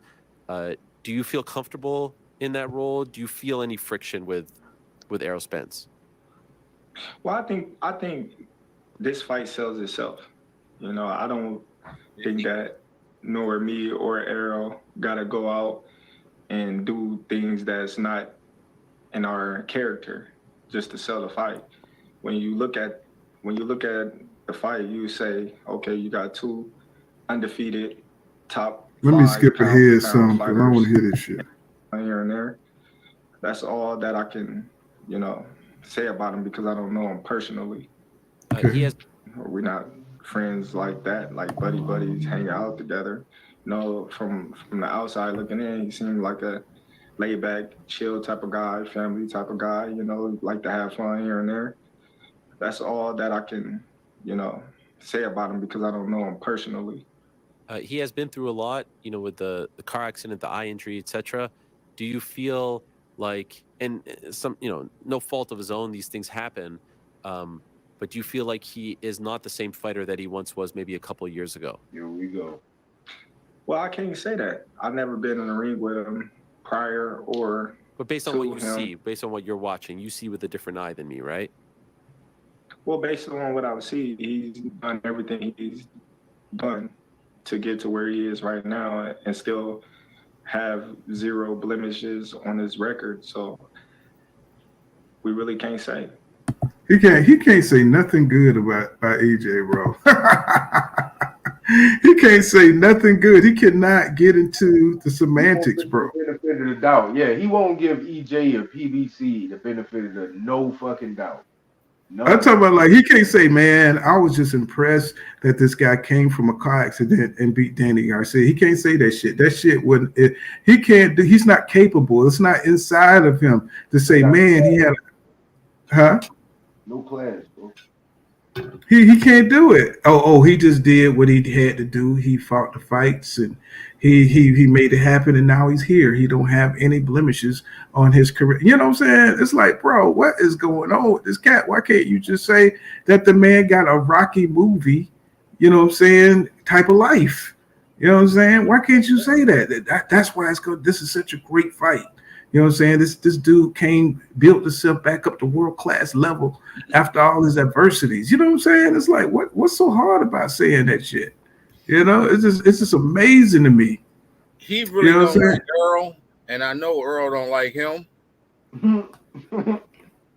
So that's the reason why he's acting it out, and Earl actually speaks up on it in a positive light. But Earl don't like him either. So I mean, it's mutual. But but you could dislike somebody and admit to the skills of the other fighter. You know what I'm saying? He said that builds you up for when you beat him. So he you know what I'm don't saying? think like that. He got a street mentality about how he thinks. Earl's more professional. He's more willing to talk to you about that type of stuff. This guy really don't. I think you know what? He's new to all of this. That's what it is. He's really new to being asked a lot of these questions because he's been thrown into the spotlight for years. I remember his first interviews, and he didn't even speak all that well. So, he's still trying to put stuff together, but his attitude is still there. He still has an attitude when it comes to reporters. I remember when he said that he wouldn't give black reporters no interviews. Yeah, I remember that too. Wow. That just turned my stomach, bro. That's like, Yeah, bro, what are you doing to yourself? What are you doing to yourself, bro? Are you serious, bro? Yeah, he said that. You don't remember that? Oh man, yeah, he was on one. He was definitely on. Well, people was like criticizing who he was fighting, and that's his way. Then he put Bernie the Box out there, and saying it's a little propagandist and shit. So, that's just the way his mentality is. What's going on, Plumbing and more for you? What's going on, LTD? What's going on? He says Errol Spence Jr. is more skilled than Terrence Crawford for sure. He said we had seen Errol defeat fighters several different ways, not Bud. Okay, what's going on, Pedro Torres? What's going on, brother? He said, Poole. He says he's a straight hater. He said, where is John Turner? He said they've been battling this shit for a long time, bro. Shit, we've been on for about 2 years, 2 or 3 years. Let me see. So let's get back into it, y'all. Let's see what this dude talking about. And so going into this fight, it's on Showtime pay-per-view. We just saw you on BLK Prime. That was just a few months ago. What was your experience like fighting on that platform? Oh, it was good. It was cool. BLK Prime, they did a wonderful job with my last fight against Avanesian. I was happy with everything that surrounded the fight, and props to them. You're happy. Chris Cyborg fought on that card. Did you get I don't want to mess up the time I got on this interview on Chris Cyborg. Half of the time, they don't even know the UFC. They just know two guys are just going in there. To say, like, I think this guy won the round or that guy won the round, it would be someone of your stature, no? Yeah, I can think one thing, but that don't mean I'm right. Right. They get paid to do what they do. I get paid to do what I do. I never been to, those judging classes or those ref classes to see what they scoring on and why they score the way they score. So I can't lecture them into why they chose to pick the winner and how they picked it, because I don't know what based on they scoring it on. That's fair. I know that's one thing that I felt like is going to be a real. Do you think that Haney will fight him next? No, not next. I think Haney will move up to 140, or he will try to get Tank at 135. Wow. I don't think he Shakur next. And why not? I just don't think that's a great fight for him to fight right after a Lomachenko fight. And you think a Tank fight is an appropriate fight? He's a matchmaker. I just think that he match up better with Tank. Wow. Than Shakur. Who do you think wins, Haney or Tank? If Haney don't get caught, then he got a good chance of winning. Wow. But if he Okay, y'all, I'm gonna let him finish. He get caught in Tank with his explosiveness, with his boxing IQ, he got a chance to win it. If it goes the distance, I would say Haney. By stoppage, I would say Tank. And I feel like I know the answer to this, but Shakur or Haney, you're picking Shakur? Shakur over everybody. That's your guy. That's your guy. You already know. So I don't think he talks on the fight no more. I can only use so much of this damn interview before they flag my ass and stuff. But what y'all think so far? I mean, it was just kind of a little corny interview. You know what I'm saying? Pretty much some of the standard stuff that he talks about. You know what I'm saying? When it comes to Spence, he's not going to ever get more in depth about anything. You know what I'm saying? On these interviews, he's going to stay monotone. He's going to keep it. You know what I'm saying? Where nobody can say nothing. You know what I'm saying? But he's always going to contradict himself because you know what I'm saying, he's got that ego. You know what I'm saying? I appreciate the fact that he's doing the interviews. I wish that there was a better interviewer that could get, you know what I'm saying, a little bit more out of him, because I think it takes a better interview to kind of get those, you know, to have a little bit more insight into the workings of what really happened to pull those questions that he has to answer. He has to say something, you know, but you know, these guys from the outside looking in, they're just going to ask the standard questions. But I appreciate the fact that he's out here even talking. Yeah, me too. Yeah. I mean, that is, but man, you know, even EJ, man, he does some bro. When I look at his interviews, bro, that shit be just because he is who he is, you kind of stay through it, but it's like, damn, bro, it's like, wake up, bro. I know you be tired from working out and other media things you got to do, but I'm like, bro, y'all brothers, y'all got to get some energy, bro. Yeah, they're not the hype guys. They're standing on, you know what I'm saying, their work ethic and what they do. They don't really want to hype the fight. Well, I mean, it's just their personalities, you know what I'm saying? It's just so laid back. It's almost like, God damn, take a yawn, you know what I'm saying? You know, I'm like, damn, when he did that interview with his old lady and stuff, I was like, that, oh, man. I was like, bro. Yo, you know what? They should start teaming these guys up to be interviewed by, like, different comic fighters, like Blair Cobb. Imagine him interviewing one of these guys. Exactly. They got to put some entertainment into these guys because these interviewers aren't shit. Yeah, you know what I'm saying? Thing about the, I'm sorry. Go ahead. Go ahead. One thing about the fight that I'm really interested about is who the ref is going to be, how much control the ref is going to have over the fight. If he's going to let him clinch or fight it out, if he's going to set the hidden low line, you know what I'm saying? Where is that going to be set? Like, just the control that the ref's going to have off in there. Like, is he really commanding on the breaks and the stoppages and all of those things? You know what I'm saying? Or is he nitpicky? Like, that's going to be a really, really interesting thing determining how the fight flows out. I tell you one thing, they got them Ugas fight. I was pissed off.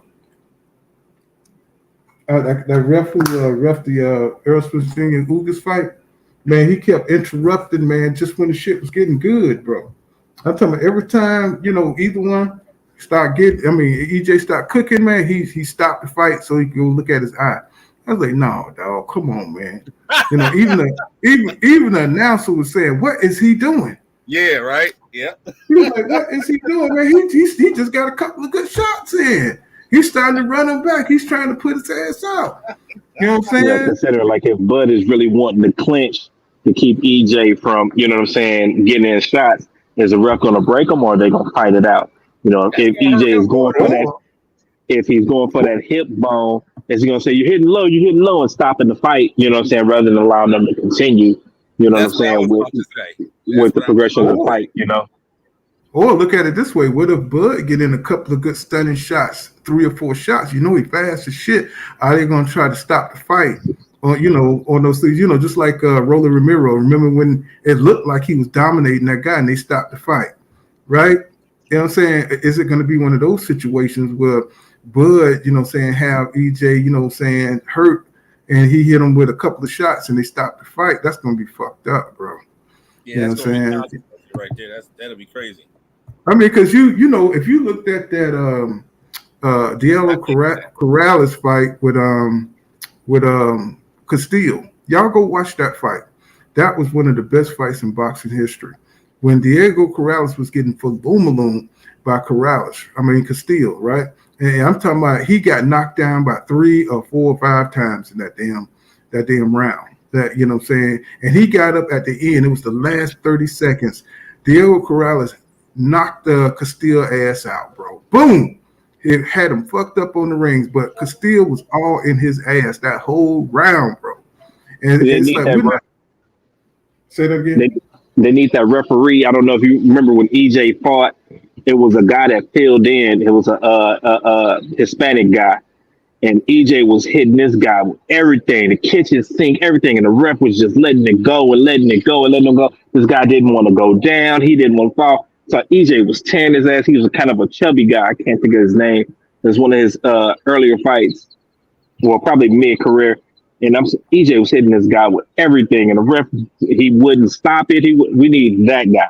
Like, I don't want you to stop it for shit. You let these guys go. I'm gonna look up the name and tell you the name of that fighter. You guys go check that fight out with EJ. That ref, he allowed everything. Yes, sir. You know what I'm saying? But if you check out that fight, it's hard. I mean, if that fight couldn't have existed today because the punishment that Diego Corrales took in that fight. And if you go back and watch it, y'all see, I wish I could bring it up, but I'd probably get a copy strike if I did. And it was so goddamn good, bro.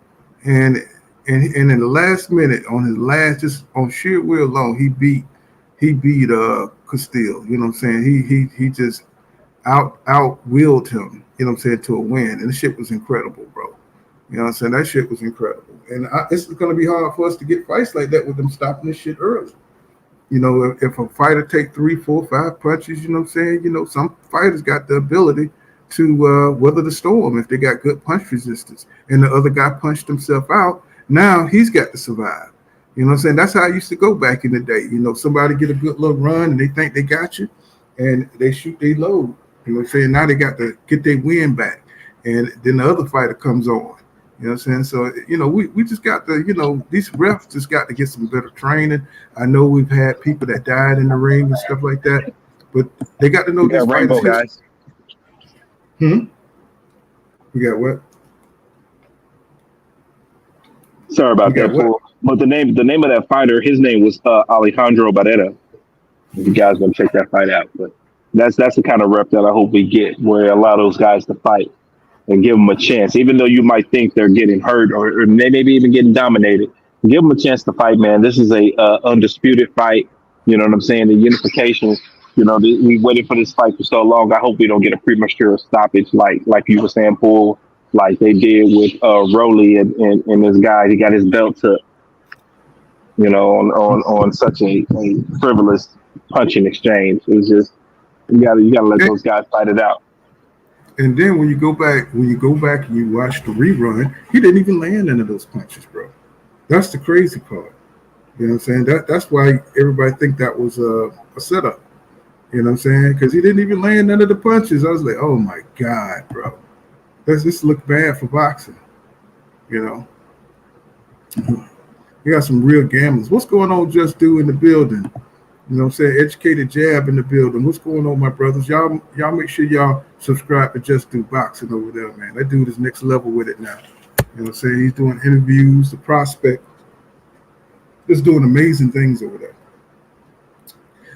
I'm so envious because you guys have time to like really get into it, man. I really hate that I have to work for a living and get out here. Or I ain't gonna say y'all ain't working. I'm just saying like being a truck driver, it's just hard to get to do anything else in this boxing thing. And I just wish I could go down to the gyms and stuff like some of the what is his name, YMS Media, Sports Media, whatever. I wish I could go down to the gym. Of course, it is what it is. But y'all check out Just Do Boxing, man. He's doing interviews and stuff, man. He's hitting the next level. He's over there with Billionaire. He's up there with Billionaire Boxing and them guys that be doing interviews, man. Let's see, Educated Jab, what's going on, bro? Let's see, B-Dog say, he said, yeah, he says, Errol should do short form interviews in Bud too. They need to get better. They need to, see, they keep conflating that they want boxing fans want them to be like, you know what I'm saying, all wild and shit. No, bro, we just want you to wake up. It look like y'all going to sleep doing these interviews. You know what I'm saying? You know, we want some see you excited about the fight. You know what I'm saying? They don't seem to have that gear, you know what I'm saying, to be excited about the fight. You know what I'm saying? So, you know, I just want them to pick it up a little bit. Pedro Torres says, yes, he said, I can double if you like. And oh, they talking about gambling, man. I got some ballers up in this damn chat, man. Mike God says, John, don't dance around the issue. He said, Bud is vulnerable southpaw. Watch Bud versus Diaz fight. I was talking about that Felix Diaz fight. Diaz gave him some trouble, bro. You know what I'm saying? Even though anybody Bud fought back then, you haven't heard from their ass. You know what I'm saying? It's like they just disappear. You know what I'm saying? It's like anybody he fought early on, you never hear from their ass again. Robert Emily Jones says, I know Tony Weeks won't be the ref. Hell no. Hell no. Or that day. I hope, man, if I see Reese up in there, what's his name? John Reese? Oh, hell no, bro. They say he's going to be touching on the fighters and shit, pushing them back and shit forcefully and, you know what I'm saying, doing all kind of crazy shit. You know what I'm saying? We don't know Jack Reese. We don't want Jack Reese. Hell no. Yeah, he get his. He interjected himself too much into the fight. Mm-hmm. That nigga, he might as well do a damn Michael Jackson spin and shit. He be wanting so much tension and shit. That's the referee that didn't count Fury being knocked down against Wilder in that first fight, right? Yeah, he said it himself. He said he interjected. He said he gave him a chance. Yeah. He said. He don't far away from anybody fighting. Yeah, but that bastard, he cheated Wilder out of a damn knockout. You know what I'm saying? Up there yelling at the man and shit. You know what I'm saying? Yeah, trying to wake him up. Man, I couldn't stand that. That was just, and then for him to come out and admit it, it's like, you gotta be kidding me. Yeah, you know what I'm saying? But he said he thought Wilder won it regardless. You know what I'm saying? That's to cover up the fact for the fuck shit he did. B-Dog says facts. He said, I was in the building at one point. We started booing the ref. Oh my God, bro. John says, he says, Bud fought good. He said, Bud fought good to a very good southpaw, but problems is a reach. He says, EJ don't have a lot of southpaw experience. So if experience, so it's you who is dodging the question. You know what I'm saying? So, that's just subjective shit, man. You know what I'm saying? Because, like Derek James said, if you prepare, you know what I'm saying, if you prepare for it, then you're ready for it, bro. You know what I'm saying? These guys are at the highest level. So, fighting a southpaw ain't gonna be different. You know what I'm saying? If I know, it don't matter what stance. These guys, you gotta remember EJ was an Olympian. You know what I'm saying? So he's seen the style. Go ahead. Mm-hmm. He's saying this about a guy who was preparing to fight Manny Pacquiao. Remember, he got pulled out of that fight 2 weeks before that fight.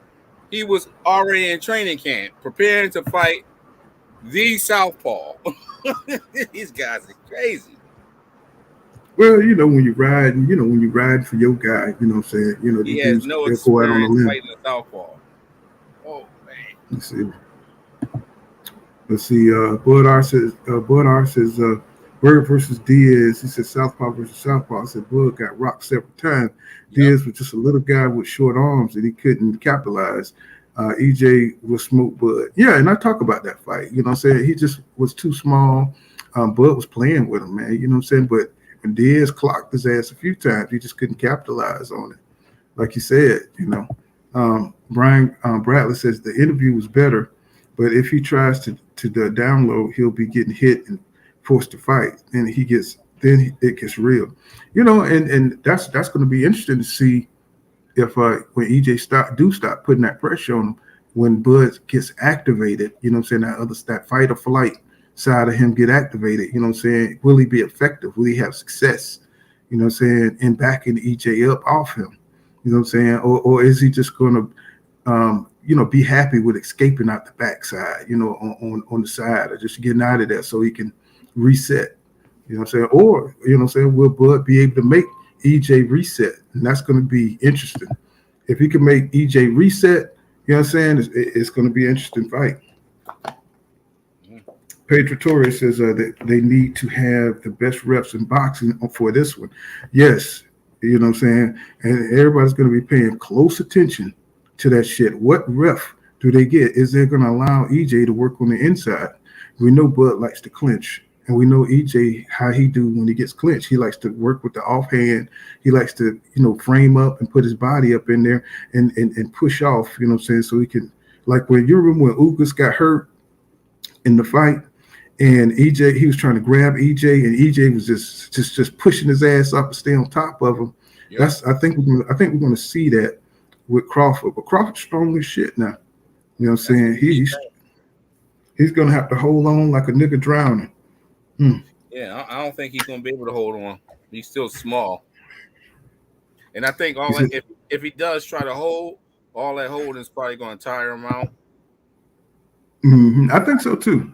I You know haven't what I'm saying? seen EJ try to hold, and I seen EJ wrestle with the Ugas. Who else this dude wrestle with? He wrestled with Sean, and he didn't seem to be tired in the 10th and 11th round. So I don't see Bud doing that wrestling. He try to wrestle if he want. EJ, yeah, man, just to be cooking over there, bro. You know what I'm saying? One of the better top podcasts, boxing podcasts that we have. And let's see, John said Styles make fights and EJ ain't a slick southpaw like Diaz. What? He said you're reaching. Hey, Diaz, you think Diaz a slick southpaw? Oh man. He said, okay, keep that energy when Bud gets smoked. And John Turner, he says, Pool, can you show how to work? He said, can you show how to work for yourself betting on sports? Bro, I am not a gambler, bro. You know what I'm saying? I'm one of them niggas. I cry if I lose $5, nigga. I be fucked up right here. You know what I'm saying? I do not bet on sports, bro. You know what I'm saying? That shit leads to terrible things. Boy, you lose all that money. He said, expenses, John, you know Crawford isn't good against southpaw. He said that came out of the mouth of Bob Aaron. Plus, EJ is athletically fundamentally sound and slick enough to beat Crawford. So they just going back and forth. You know what I'm saying? So there you have it. You know what I'm saying? He said, I hope they don't pick Kenny Bailiff. They got some terrible refs. And we've seen from the WBC, we saw in the smaller weights where the judges be going out eating and they be having shit paid off for them. And they be brought, man. So a lot of these judges, especially the top ranked judges, they be brought, man. Brought and paid for. You know what I'm saying? They be racist and shit, you know? You know what I'm saying? So it's just kind of crazy, you know. Hopefully we'll get a fair and balanced referee in this, you know. J.R. Johnson says Bud was gassed out against South Florida. Somebody got a baby on him? Yeah, that's my son. Okay. Educated Jazz says John Trump stopped the stuff. Fam says the ref said stop, and Ugas tried to get an advantage. How many times we've seen Bird hurt, and we've seen him knocked down by C-level fighters, and that's an interesting thing because think about it, fellas. If Bud got hurt by Jose Benavidez, he got hurt by Gamboa, EJ could hurt him, man. EJ got the ability to hurt him because he hit harder than those guys. He's better technically than those guys. So it's safe to assume that Bud is going to get hurt during this fight. You know what I'm saying? And I think EJ could finish him. You know what I'm saying? I just think he's got the punch resistance to get in there. No matter what Bud throw, he's going to stay on top of him. And he's going to wear his ass down like he did Kell Brook. You know? That's that one thing. We're all speculating on what could happen either way. But when you look at the evidence, like Bud fans, they don't want to acknowledge anything that may potentially go wrong for him. Like, there's not too many things that I see that can go wrong with EJ. You know, it just Bud would have to be hellaciously strong, and I haven't seen him drop fighters like that. So I just haven't seen a proof in it. But you've seen a proof of him getting knocked down. You've seen a proof of him getting wobbly legged. You've seen proof of him getting hit in the stomach and him damn near jumping out of the damn ring from a body blow. So and his being susceptible to the jab. Like, give me something that you've seen that EJ is susceptible to that makes you feel like, oh, Bud's going to win. Let's go. I want to show you these pictures of what EJ looked like in training camp because they came out on his Instagram. Let me see. Let me pull that up for you guys. Yeah, you know what I'm saying? I was kind of late on that. Let me see. The the 120 degrees gym workout today. Mm-hmm. Let me pull that up for you guys so y'all can see what my man look like here. You seen that one still of him balancing on his head to get the core and the neck work in? Here we go. I'm gonna see if we can pull whatever he got on now. Let's see. Let me see if we can find that. Let's see. Tags. Here goes some of them right here. Can y'all see that? Do I got it? Let me see. My man look big as hell, man. And he look huge, don't he? Yeah, they said he's already on weight. It's just one of them. Let's see. The man got I his didn't hair think it was grown gonna out. look like that. I didn't think it was gonna look like that. I'm just telling y'all, if he I was come seeing in him with in that shades, shirt. When he was in that shirt, he didn't look like he was big. I was like, damn, Spence got a lot of work to do. Shit, seeing him outside this shirt, I'm like, God damn, he ready. I'm just saying, the nigga look like if he come with that shag, it's over, bro. Yeah. He did say he was gonna pull it out. No, he said he might not this fight. Man, 120 degrees. Can you imagine doing this in that weather? God damn. I ain't even see this one yet. You know what I'm saying? This is one I missed. I got a personal sauna, man, in 120 degrees, just sitting there. These dudes are jumping around. Woo! That nigga look like a nigga from the 70s training. Nigga got a Lamont haircut. Yes, sir. Hey, Paul, let me ask you a question. Mm-hmm. I think it was rumored, or I may have tracked it down at one point in time, that Shane Mosley was in Rocky 3. Was it 3? Yeah, I think it was 3. Is that true? Because I go back to that one scene where they go into the gym in LA, and I try to see if I see Shane. I don't know if Shane was in there or not. Nobody ever harped on it. You know what I'm saying? Nobody ever said anything about it. I don't remember hearing nobody saying shit about Shane. Was he a kid? Was he a teenager or something? Yeah, he was shit, young. hell if I know.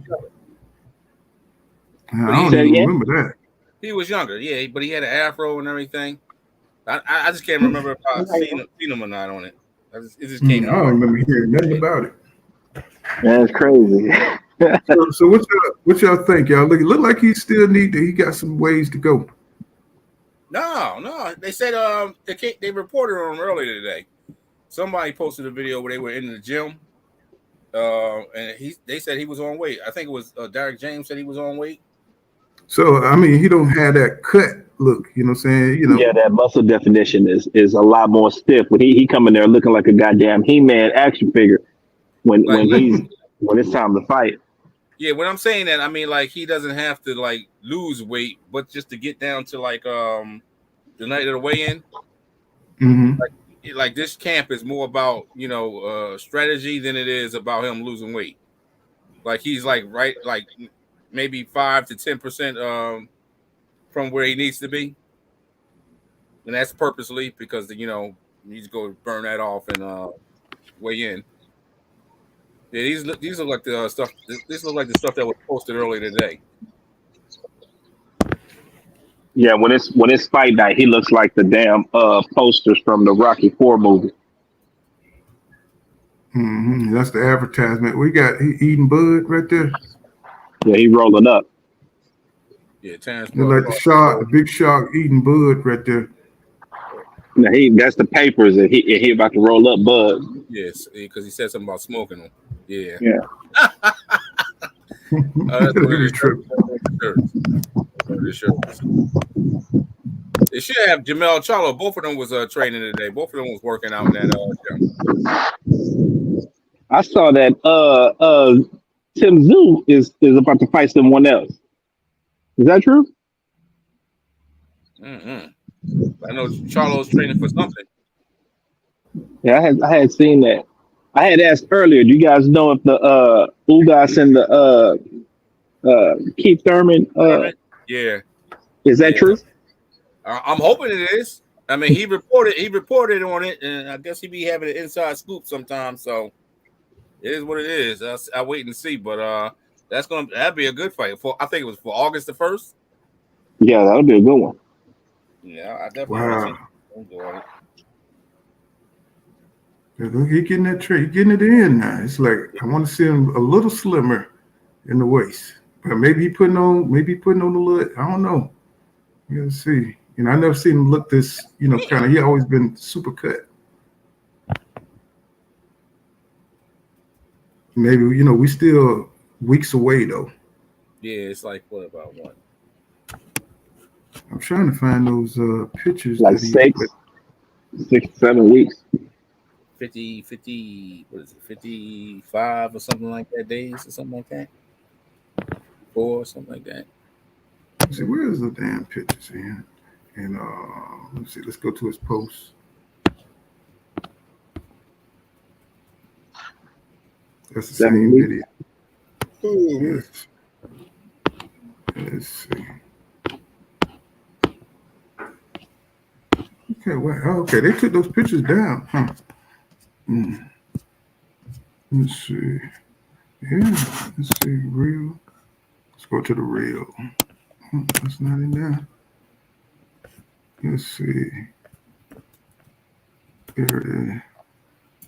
It was like some of the pictures. I think you got to go to Derek James shit.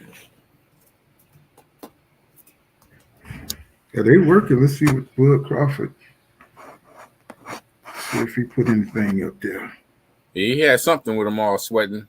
He looked like he on weight too. Bud Crawford Instagram. He definitely was posted something where he in that sweaty shirt.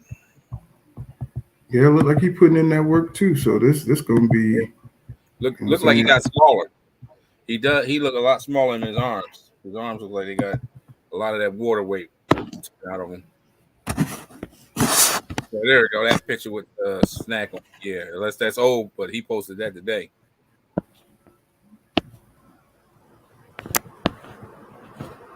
Yes. Getting it in, fellas. Getting it in. Yeah, these brothers got the afros and the beards, man. It's crazy. Hey, man, when you training, bro, you don't care how you look, bro. You're just trying to get that work in. You look like Bud always slim. That's a good thing. I'm saying that's a good thing. I mean, they serious about it. Yes, sir. He got that form. Okay, so let's see. That's Gilly at his gym. Was that Gilly?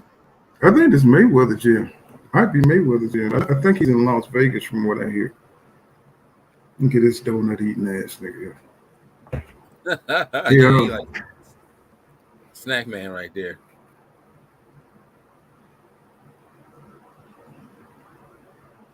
I think his one of his trainers had a video they posted earlier today too. This dude got like 3 or 4 trainers and shit. What the hell is that about? Shit, I guess everybody specializes in something. I don't know who that is. He's aspiring against. Or is that just another guy that signed to him?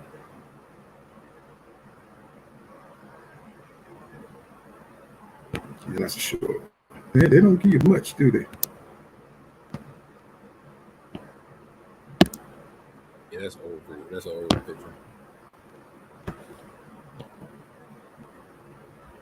This ain't the same training camp?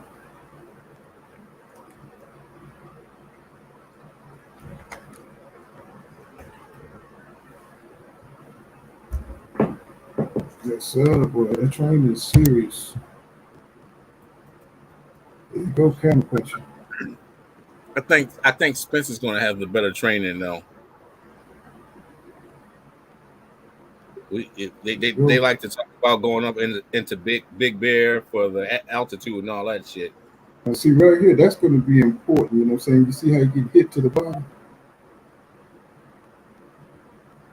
Let's watch that again. It's a different type of hit though, Paul. Yeah. He can train for whatever he want to do to get trained, get punched in the stomach. He's gonna be taking hip shots. Let's see how that works. What you train? They better pound on that hip. Put a plate. They can knock your hip out. What you gonna do about that one?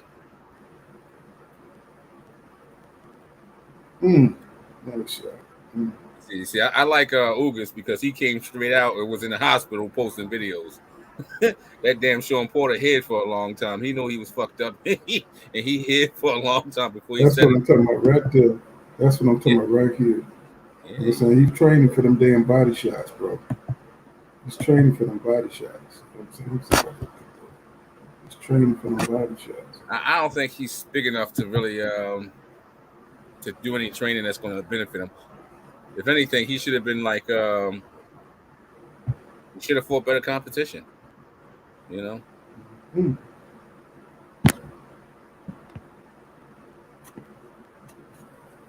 I'm pretty sure I didn't see videos of Keith Thurman training to get hit in the gut, and him still can't take him. So, not fight night.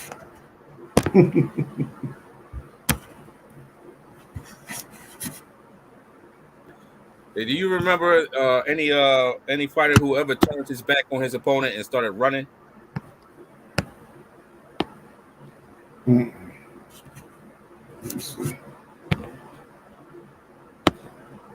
That's his training right there. That's one of his trainers too.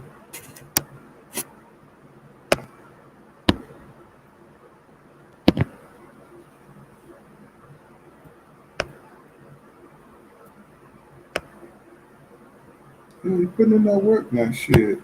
I think he's gonna be in top shape.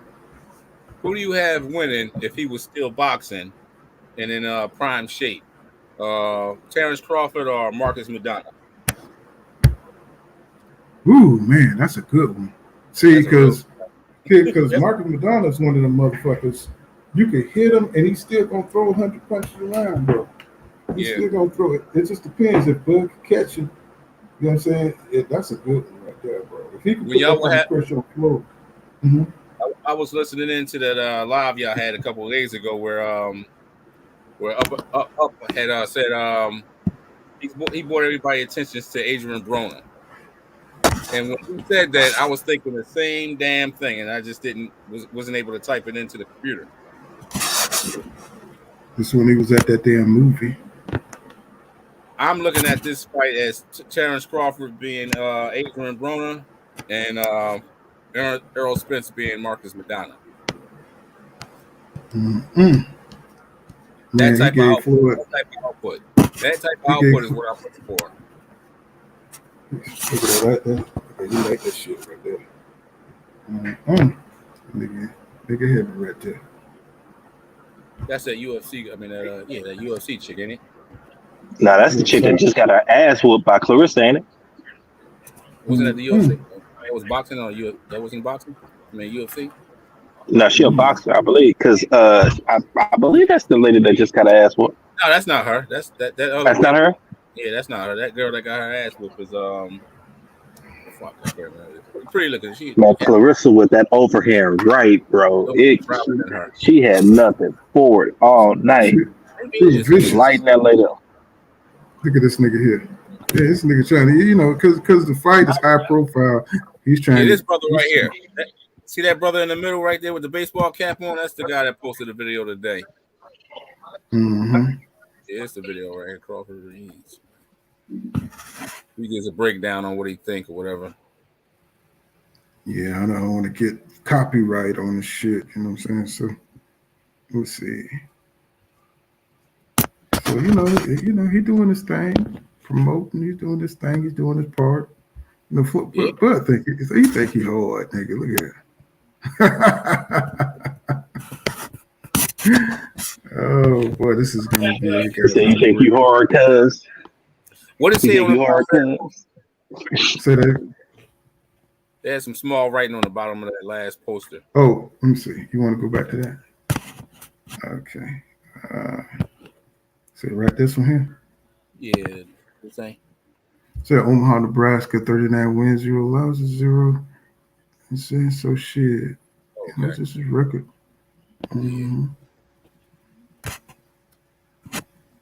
Let's see. Look around his Instagram. Let's see. Dang. Okay. So look at that. So they really promoting this as Sugar Ray. They got Bud as Tommy Hearns and EJ as Sugar Ray, even though Sugar Ray don't really back EJ like that.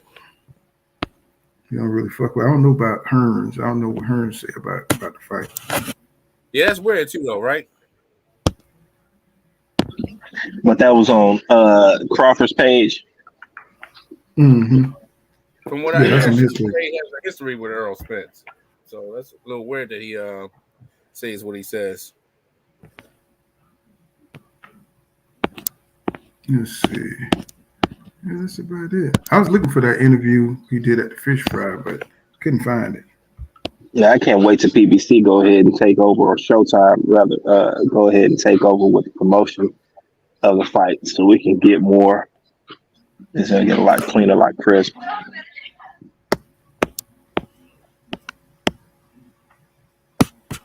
Oh, they did the lottery video where EJ got clocked. You know what I'm saying?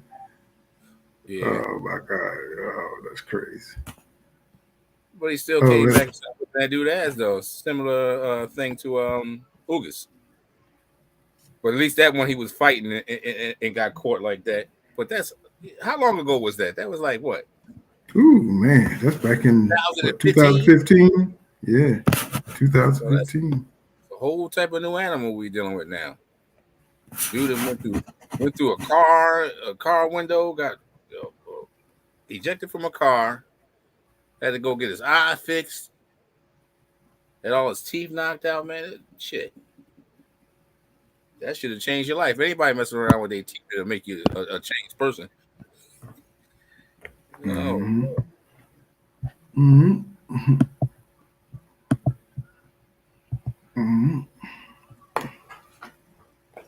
But yeah, man, you know what I'm saying? We've been on about 3 hours, and we'll probably come back tomorrow and chop it up on some Teofimo Lopez and what's going on with him and some of the predictions he made and hating on Devin Haney. And we'll switch it up a little bit, but we'll be back tomorrow unless I get a load.